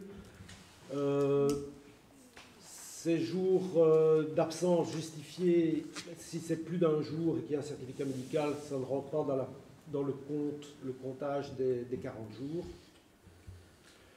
Et il faut déduire de ces 40 jours ici les jours de fermeture de la crèche, mais on ne peut pas décompter plus de 10 jours. Alors ça, c'est un peu tout ce qu'il y a de principal dans le changement du contrat. Je sais pas si c'est des questions. Juste une question, qu'est-ce qui se passe ici la crèche a été fermée quelques jours donc pour les grèves. Qu'est-ce qui se passe pour les parents dans ce cas-là? C'est fermé, ils ne payent pas Non, c'est par hypothèse. Oui, comme il y a eu ici, il y a une grève. Quand les crèches ferment, c'est déjà arrivé, je suppose que les crèches ferment pour grève. C'est les seuls, pendant le Covid, qui n'ont jamais fait de télétravail et qui ont toujours... Oui, c'était fermé 7 jours, mais pour tout le monde. Oui, mais je demande, quand il y a un événement particulier comme une grève, comment ça se passe? En fait, elles ne sont pas toutes syndiquées, oui, non, elles ne vont pas toutes en grève. Les parents ne payent pas. Non, c'est un cas de force majeure, les parents ne payent pas. Non. Mais on n'a jamais eu le cas parce qu'il faut reconnaître que les accueillantes, même s'il y a beaucoup de turnover, etc., ne partent pas en grève. Alors, c'est vraiment... Et pourtant, elles pourraient parce que c'est un métier pénible, alors que d'autres partent en grève. Parfois, tu te poses pourquoi. Tu te demandes pourquoi. Ok, Bruno. D'autres remarques? Anne? Oui. Oui. Oui. Oui. Oui. Oui, pardon. Oui. Oui. Oui. Oui. Oui. Oui. Oui. Oui. Et oui. Les points suivants concernent le patrimoine communal. Alors, il y a une approbation pour un acte authentique, convention d'amphithéose et constitution de servitude. En fait, c'est un dossier vieux déjà. C'est concernant la grève de la source et la cabine électrique. On passe ici une convention d'amphithéose demandée par Auray. Donc, c'est un terrain communal pour leur permettre une servitude et qu'ils aient accès. Ça avait déjà été validé dans une convention en 2016, en 2014. Et maintenant, on passe un acte authentique pour ça. Voilà, c'est beaucoup d'administratifs pour pas grand-chose, je pense, mais voilà. Anne? Oui. Oui. Oui. Oui. Oui. Oui. Oui. Oui. Oui. Oui. Oui. Oui. Oui. Oui. Oui. Le point 32 et 33 concerne des conventions d'occupation à titre précaire, donc à titre gratuit alors. On paye juste l'énergie, sauf les charges, pardon. Et donc c'est d'abord pour la frégate, c'est les fameux préfabriqués qui sont à la forge à Frasnes, et alors à titre gratuit au CPS pour des cours de français langue étrangère.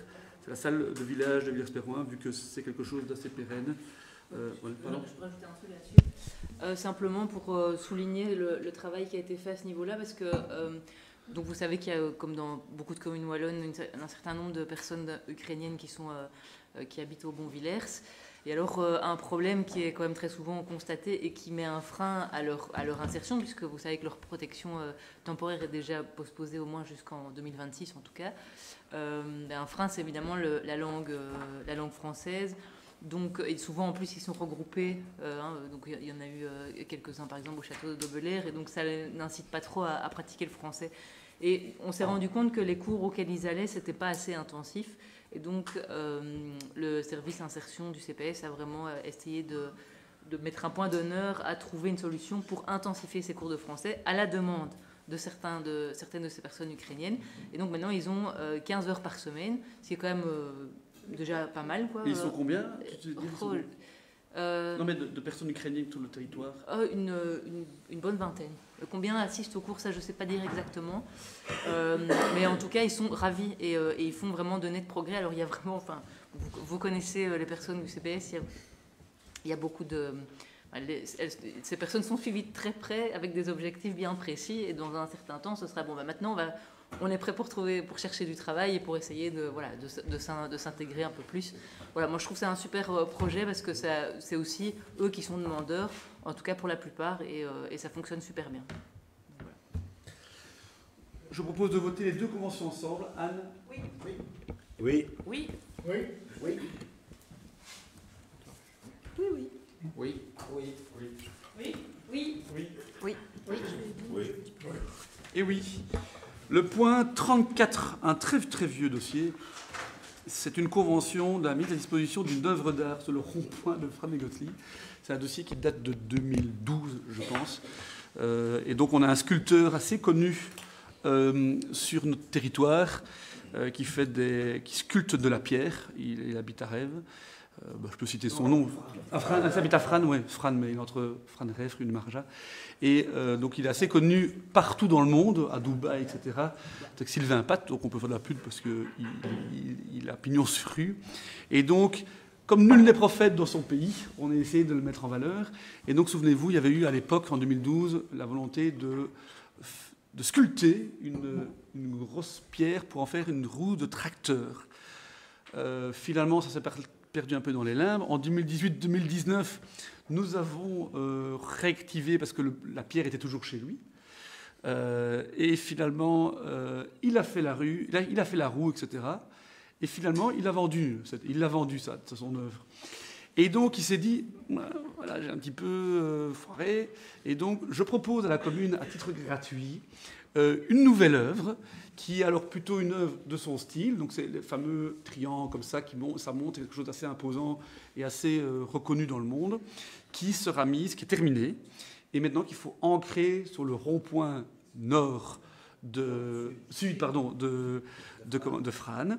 Et donc, on s'est juste engagé à faire, c'est à payer le déplacement, le faire une fois, et après on met à disposition, sachant qu'il reste propriétaire, et qui peut, s'il le souhaite, la retirer après 2 ans, s'il le souhaite. Mais voilà, une œuvre comme ça, je ne vais pas dire le prix pour ne pas donner de mauvaises idées à des personnes qui nous regarderaient, mais c'est plusieurs dizaines, voire centaines de milliers d'euros. Qu'est-ce qui vaut?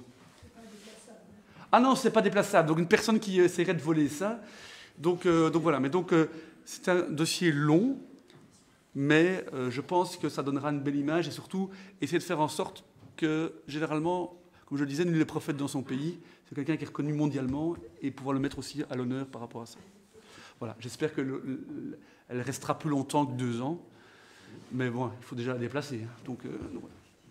Oui. Je voulais juste dire que ce qui est juste un petit peu dommage, c'est qu'effectivement, au départ, le projet qui avait été retenu, c'était la roue avec toute la symbolique de la roue, hein, référence au contournement, aux voiries, aux pneus de tracteur, à l'agriculture. Et donc, sans dénigrer, je dirais, la qualité artistique de l'œuvre actuelle, on peut quand même regretter que la symbolique de départ n'est plus respectée. Voilà, c'est une seule remarque. Mais, ce qu'on peut être fait, parce qu'il y aura...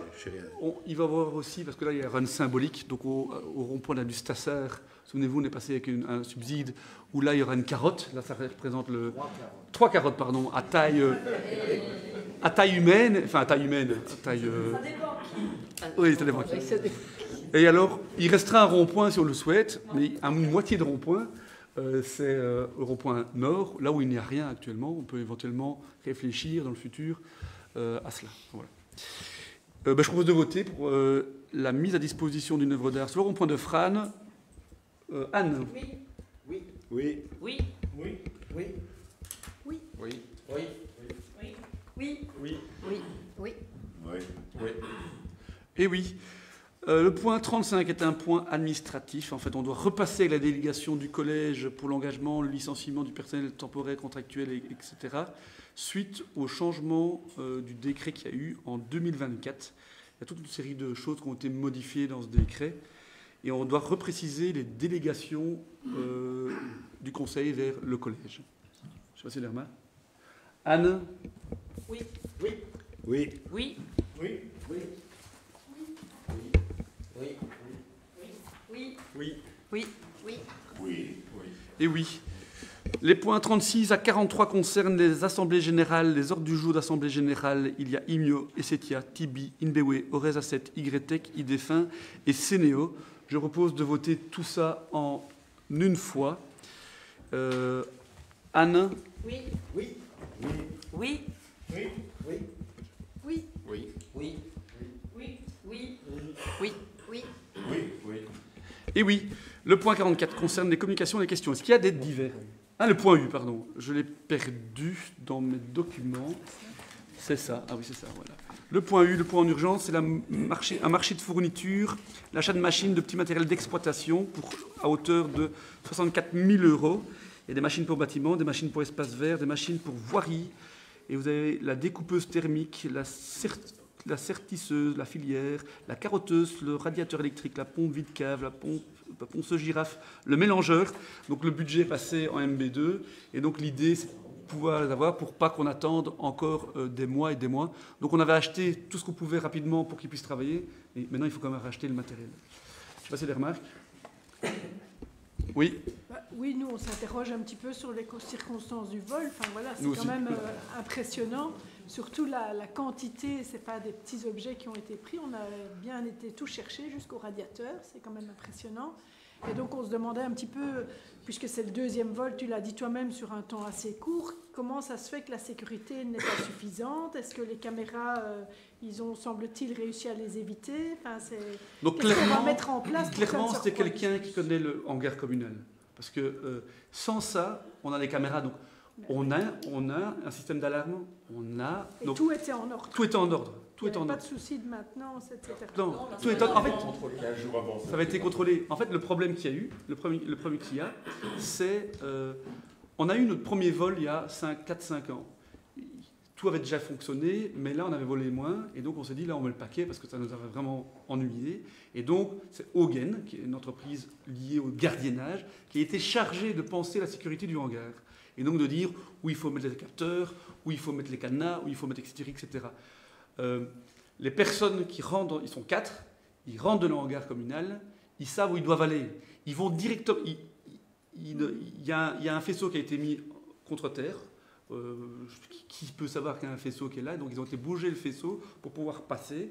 Ils vont directement éclater l'endroit des alarmes.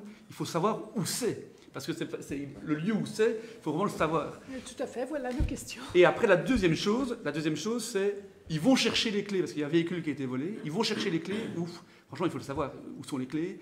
Et donc, ils ont pris leur temps, ils sont restés quoi, 3-4 heures dedans? 3 heures dans le truc. Et donc, c'est énorme. Mais nous, on a assez dans nos bottes en termes de sécurité, parce que ça a été validé. Et donc, vis-à-vis de l'assurance, on pense qu'on va récupérer ce qui a été volé pour une hauteur de 100 000 euros. On a récupéré un véhicule. On a récupéré le véhicule. Volé. Il était à Ransard, Jumet. Donc voilà. Après, c'est compliqué. Qu'est-ce que tu veux qu'on dise? Quoi, on va dire, Oui, mais c'est un ouvrier qui est parti ou c'est quelqu'un dans la boîte Il qui... y a une enquête qui a été faite Oui, une par enquête, la police, mais- etc. C'est une enquête, mais les caméras, c'est pas suffisant pour voir les visages, en fait. C'est pas suffisant. Et donc là, on a passé en collège un plan d'urgence mardi passé, je pense, pour... Ah non, c'était même avant, je pense. Pour revoir encore la sécurité, où ils vont encore remettre des capteurs, remettre des choses, mais à un moment... enfin, voilà. Et alors, là, ils ont sectionné, ils ont disqué une porte, la porte sectionnelle, c'est ça, hein, où ils passent, où ils savent qu'il n'y a pas le capteur. Donc c'est des gens qui connaissent, Mais qui sommes-nous pour dire, c'est toi, on ne connaît pas les gens, et c'est peut-être quelqu'un qui a indiqué simplement c'était quoi, peut-être un ancien ou quelqu'un de la boîte, mais je ne sais rien, on n'en sait rien. Mais moi, je ne veux pas accuser quelqu'un à tort à travers. Mais en tout cas, les gens qui étaient là, ils connaissaient. Donc voilà. Mais donc, il faut racheter du matériel, on est assuré et il était bien sécurisé, mais pas assez pour des gens qui connaissent. D'accord. Et donc, tu as dit au précédent vol, finalement, ça s'est soldé par un impact positif, on va dire, hein, Plus ou comme moins, ça. dans ce là. Et donc, ici, on pourra avoir un retour par curiosité de Oui, quand Mais en on fait, aura les tu vas voir la nouvelles de recette, l'assurance. on va voir la recette qui sera dans le budget. Là, on n'a que la dépense, mais tu vas avoir une recette extraordinaire Oui, qui sera dans le de budget, donc tu l'assurance. sauras exactement combien il a touché. Ok. Voilà. Il n'y a aucun outil qui coûte très cher, qui est pucé ou quoi que ce soit. Non, mais donc ça fait partie des nouvelles choses qu'on veut faire. On veut pucer maintenant Et les véhicules. les véhicules. Au départ, on ne l'avait pas fait parce que dans le cadre du principe de confiance avec les ouvriers, etc. Mais là, on va pucer parce que, en plus, le véhicule qui avait été volé mais qu'on a retrouvé, c'était un des nouveaux qu'on avait acheté. Donc, Évidemment, ça qui- c'était quoi? C'était le même. C'était le dernier. Donc voilà, mais donc ça c'est prévu, mais pour pucer des véhicules, il faut repasser devant les syndicats, il faut faire toute une série de choses, on ne peut pas faire ça. Ah non, on va les pucer. Quoi?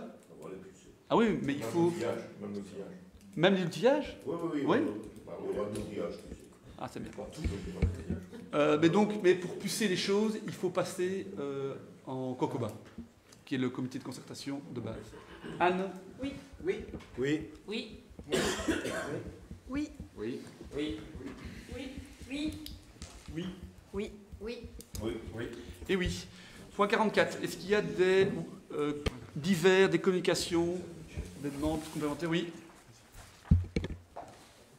Donc voilà, le premier point divers, c'est par rapport à la ferme d'agriculteurs. Oui. Donc il y a là un nouveau projet qui se remet en place. Et donc je voudrais savoir un petit peu comment ça va se dérouler, où ça en est, puisque c'est plus le même promoteur que celui initial pour lequel il y avait une réunion citoyenne où il y avait eu des remarques. Et donc par rapport au nouveau projet qui est sorti, où est-ce qu'on en est de ces remarques de la première fois? Est-ce qu'elles ont été prises en compte partiellement, pas du tout? Et alors, c'est un détail, mais quand même aussi, techniquement, je pense que l'avis doit rester affiché tout le temps de l'enquête publique. Or, il a été retiré il y a déjà une bonne semaine, plus tôt que ce qu'il ne devait. Voilà. J'ai eu l'info, j'ai fait vérifier, j'ai toujours pas reçu. En tout cas, le but de pas de stopper, on a tellement communiqué dans ce dossier, on a tellement fait de réunions citoyennes. C'est ici, le but, c'est que les gens réagissent de manière officielle. On connaît les problèmes, donc en gros, il y a 2 riverains qui sont concernés, qui veulent qu'on fasse des choses par rapport à cela. Et à Ricoeur aussi qui fait des remarques. Donc pour l'instant, en fait, l'enquête publique s'est terminée le 6 novembre, donc hier. C'est toujours Bellaterra qui a déposé, donc moi je ne suis pas au courant qu'il y a un changement de promoteur. En tout cas, je n'ai pas été prévenu officiellement. C'était pas le même nom, en C'est tout pas cas. le même nom, c'est le même promoteur. Oui, Voilà. c'est le même Oui, promoteur. Mais donc voilà. Et donc c'est la société qui a déposé le truc. Et donc on déposait d'abord l'appel à candidature. Et donc nous on travaille avec la société, quel soit son représentant. L'enquête publique se termine. On va voir un peu ce qui ressort des remarques de l'enquête publique, mais on n'est pas non plus débile. On sait les points d'achoppement, parce que notre but c'est que le projet se fasse, et surtout qu'il y ait des logements à coût réduit pour les Bonvillersois, parce qu'on parle là-bas de 12 logements à IS et 2 logements communaux, donc il va y avoir 14 logements pour permettre à des jeunes ou à des personnes avec des revenus moindres de pouvoir louer, pardon. Donc ça c'est l'élément important. On sait qu'il y a encore un problème de parking, mais pour être totalement honnête, généralement comment on fonctionne, le dossier d'abord a été rentré au mois de mai pour être tout à fait complet, et le dossier était incomplet. Donc on a renvoyé chez Bellaterra comme quoi votre dossier n'est pas complet, il manquait des pièces, donc l'architecte a dû remettre des choses. Ils ont déposé leur fin septembre, début octobre, dans ces eaux-là, et puis on a relancé l'enquête publique. On ne lit pas le dossier avant de recevoir les avis. En fait, on commence à lire les dossiers quand tous les avis sont là, sinon on fait 2 fois le travail. Et donc je suis incapable de dire s'il y a déjà des remarques qui ont été prises. Par contre, dans une semaine, je serai capable de le dire parce que en fait, tout va s'accélérer. Pour rappel, ce n'est pas nous qui donnons le permis, c'est le fonctionnaire délégué, qu'on doit remettre un avis par rapport à ce dossier. Et le fonctionnaire délégué a déjà mis un préaccord, parce qu'on a pensé le dossier avec lui, sur le projet. Mais il est clair que dans l'avis, on va essayer de répondre aux problèmes, parce qu'il y avait, lors de la réunion citoyenne, des gens qui disaient attention au stationnement, donc on va vérifier, pour voir s'ils ont ajouté le stationnement et leur imposer si les gens ne l'ont pas mis. 2, il y avait un problème avec un voisin pour des pignons qu'il faudra régler. Et 3, un problème plutôt avec le voisin d'en face, là, plutôt une question de sécurisation et de barrières. Et donc ça, c'est 3 éléments qu'on doit encore régler. Mais pour moi, ça ne me semble pas du tout insurmontable dans ce dossier qui a pris beaucoup de temps à avancer. Donc voilà où on en est. Mais donc ça veut dire que donc, là... ce qui est sorti là n'est pas finalisé. On est bien d'accord, ça pourrait encore se Tout à fait, parce qu'en fait, ils n'ont toujours pas obtenu leur permis. Hein. Oui, on est bien. Et donc c'est bien ça, on est toujours en phase de négociation quelque part. Mais en fait, la négociation, elle est simple, c'est sur 3 éléments-là. Les autres points, vu que ça dépend du cahier des charges que nous avons lancé à l'époque, on ne va pas révolutionner le seul truc qu'on va peut-être aussi ajouter, c'est s'assurer que les 6 premiers mois soient bien mis en location et en vente, que ce soit bien pour les Bonvillersois.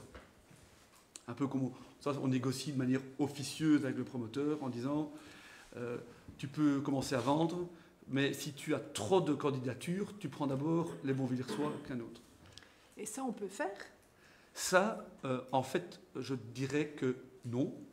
Et donc, ça veut dire la libre circulation des biens, non-discrimination des personnes, mais on ne l'écrit nulle part, on a juste une discussion et le promoteur. Et généralement, en fait, il n'est pas obligé vraiment de l'appliquer parce qu'en fait, on fait d'abord de la pub. Une fois qu'il y aura le permis, nous, on fera de la pub pour permettre à des Bonvillersois de pouvoir investir ou de pouvoir louer. Parce que le but, c'est pour la personne, c'est de vendre, mais avec des conditions que ça reste pendant 15 ans des logements AIS. Et donc ça peut être un investissement, mais derrière, il y aura, alors là c'est Jean-Jacques qui intervient, c'est pouvoir mettre des bons Villersois qui ont un revenu, qui travaillent, mais qui n'arrivent pas à joindre les deux bouts parce que louer au Bonvillers, ça coûte 800, 900 ou 1000 euros. La location là-bas sera, à mon avis, entre 500 et 600 euros pour avoir un bel appartement, 1 ou 2 chambres, et pour des familles, surtout monoparentales. Et alors, il y aura 2 logements communaux qui sont là plutôt dans la partie ferme.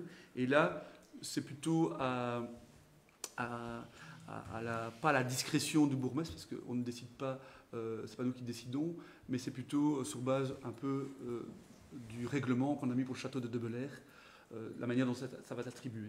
Donc là, ce sera plutôt, à mon avis, en fonction peut-être plus des revenus plus bas, pour avoir un mix, parce qu'il y aura un peu de logements standing dans la ferme, les 12 appartements communaux, AIS, 6 appartements de nouveau un peu plus de standing, et 2 logements communaux pour avoir un mixte là-bas, pour pas avoir qu'une partie AIS. Et par rapport aux logements qui vont être vendus, est-ce qu'on sait empêcher une éventuelle spéculation ou bien non, ça on doit laisser faire?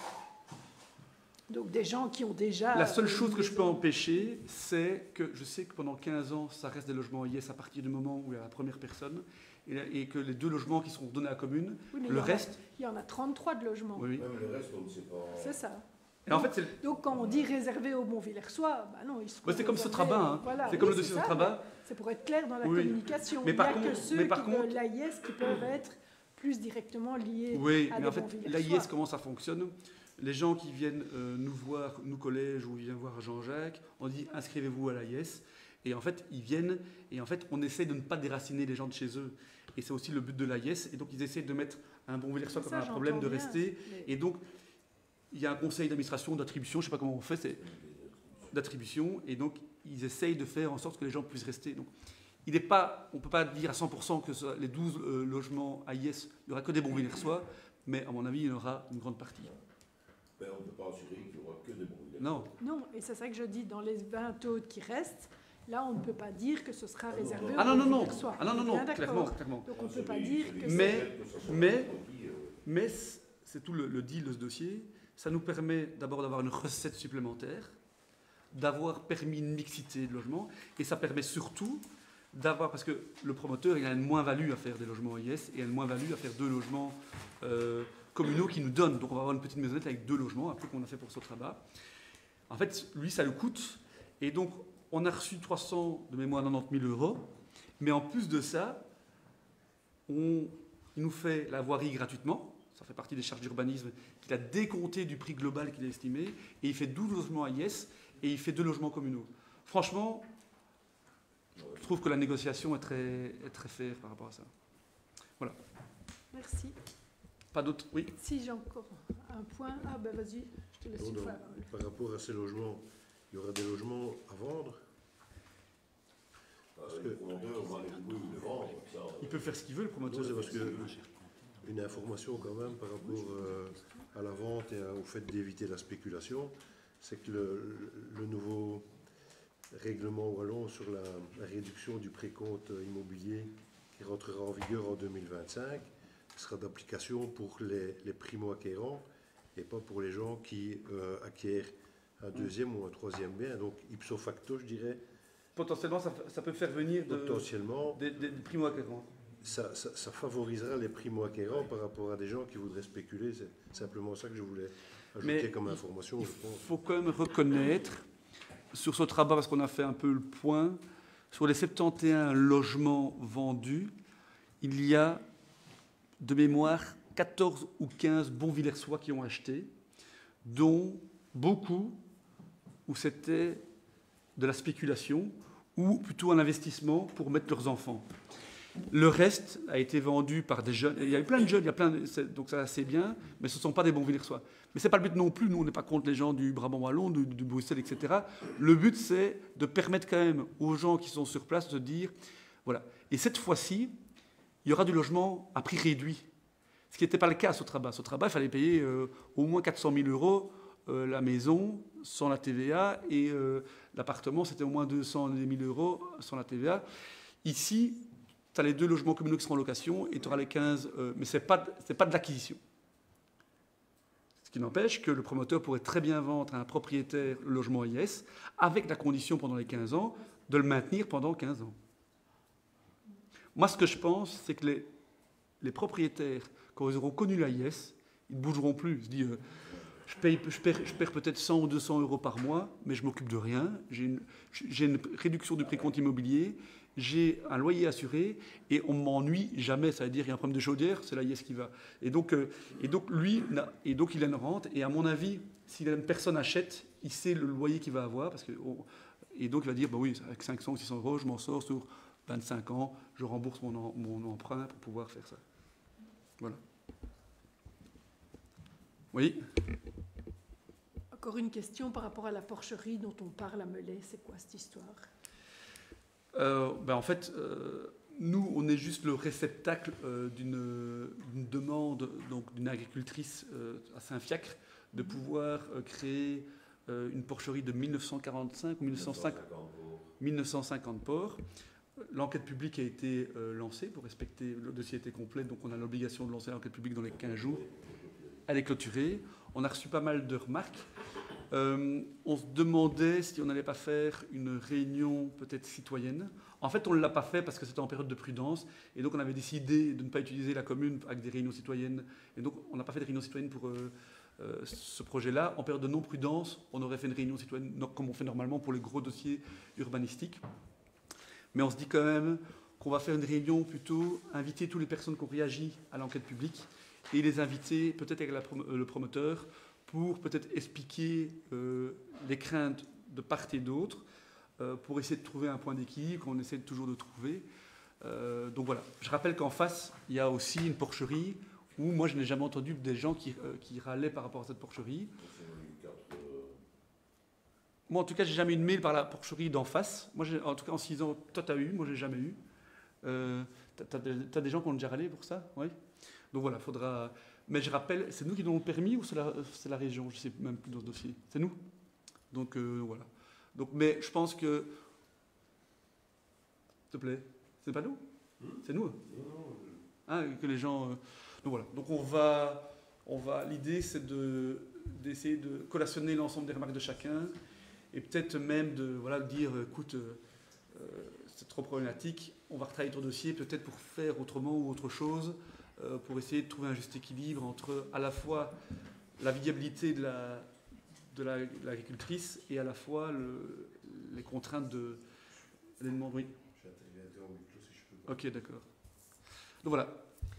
Alors, tant qu'on est à demander les nouvelles, par rapport à ING ici, c'est une friterie, c'est pas une friterie qui va se faire.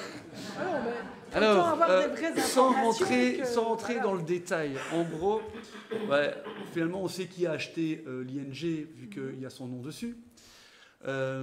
Et donc, il y a eu un accord verbal commune, le frituriste, je l'appelais comme ça, et ING et Batopin de réaliser les Batopins là-bas. Les banques contact. Donc les 2 Mister Cash entrant et un Mister un dépôt de in-out, voilà. Donc ça, il y a un accord et donc il n'y a pas de souci. La seule chose, c'est que on va dire que il y a une volonté du frituriste de créer également un restaurant, un snack, une friterie. On ne sait pas encore exactement. Et ça vient aussi peut-être d'un conflit, je vais appeler ça gentiment, un conflit entre 2 frituristes sur la même commune, et donc qu'on a essayé de régler. Donc on les a fait réunir pour qu'ils puissent se parler, parce qu'on s'est dit que nous on trouve ça... Quoi? Et nous on a essayé de faire en sorte que 2 friteries l'une en face de l'autre. Et donc on pousse, mais ça reste des privés, donc ils font ce qu'ils veulent. On pousse que, même s'il y a un restaurant, essayer qu'on ne vende pas le même produit. C'est juste, ça n'a pas beaucoup de sens. On serait intéressé par un restaurant, pourquoi pas, parce que ça fait vivre le village. Mais la partie Batopin reste à droite. Elle reste. Ah, ça c'est sûr. Ça c'est sûr. La seule chose qu'on doit encore trouver de solution, c'est convaincre Batopin de faire une rampe personnes handicapées, pour... S'il te plaît ? Ça, je peux le dire. Pour personnes handicapées, pour leur permettre, en fait, et en fait, le truc, c'est d'apprendre une longueur, parce que la marche est quand même assez haute. Et donc, top 1, il faut un petit peu discuter avec eux pour ça. Mais a priori, tous les signaux sont ouverts. Et donc, et en même temps, en plus, la friterie en face est à reprendre. Et donc, tout ça en même temps a créé une sorte d'émulsion. Mais on les a mis autour de la table pour qu'ils se reparlent et qu'ils ne fassent pas de guerre commerciale. Pour moi, le soleil peut briller pour tout le monde. Et donc, voilà. Donc, Jean-Jacques, avec sa compétence de commerçant, les a réunis jeudi passé. Voilà. Je les ai reçus. Tout en sachant qu'on ne sait pas lui interdire de faire une friterie puisque c'est un blé commercial de moins de 300 mètres carrés. Donc, pas besoin de permis pour moins de 300 mètres carrés. Voilà. J'avais encore un divers. Vas-y, je t'en prie. Ah, je le fais encore. Juste par rapport aux dates de conseil communal, excuse-moi. On n'en a pas eu en mai de conseil communal. Et donc on était 2 en avril. D'accord. Oui, mais il y en a eu un en janvier, en février, en mars, 2 en avril, Ça fait 5, en juin, ça fait 6, 7 en aujourd'hui. novembre, et 2, ça fera 9. Non, je suis... Je sais Pour pas, moi, on en a- voilà. Mais je En fait, préfère pour le moi- dire pour éviter une amende à la commune. Ils sont pas- Mais il n'y a pas d'amende, hein, donc Ah, c'est... voilà. Je te rassure, C'est très très le bien. bourgmestre de Villers-la-Ville en fait 5 par an. Il n'a jamais eu d'amende et il le fait ça depuis 6 ans. Oui, Parce mais qu'il voilà. il a du mal avec l'opposition, donc au moins il en fait au mieux sport, je pense. Non, mais que ce soit clair.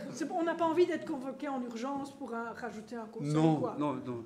Et en fait, pour moi, il y en a eu 7 au premier Ben, enfin, semestre. je sais pas, mais je sais pas les dates que je retrouve, mais d'habitude je note Dans bien. les- mais- C'est pas voir. Dans c'est les pas voir PV, les sur le, conseils. Mais non, c'est- sur le site de la commune, dans les PV, en tout cas, il n'y a rien en mai. Et comme je ne sais pas avoir accès, moi, à mes calendriers en ligne, je ne sais pas vérifier. 6, 7, 8, 9. On en aura bien fait 9, il n'y en a pas eu en mai, tu as raison. Voilà. Voilà. Merci. Mais ne crains rien, Marie-Cécile. Tout va bien. Et alors, on fait faire une économie à la commune de plus de 1000 € de jetons de présence. C'est pas beau? Ah oui, c'est vous qui êtes fou. Oui. Donc voilà. Je propose de stopper les divers et de passer au huis clos, de remercier le public et de vous donner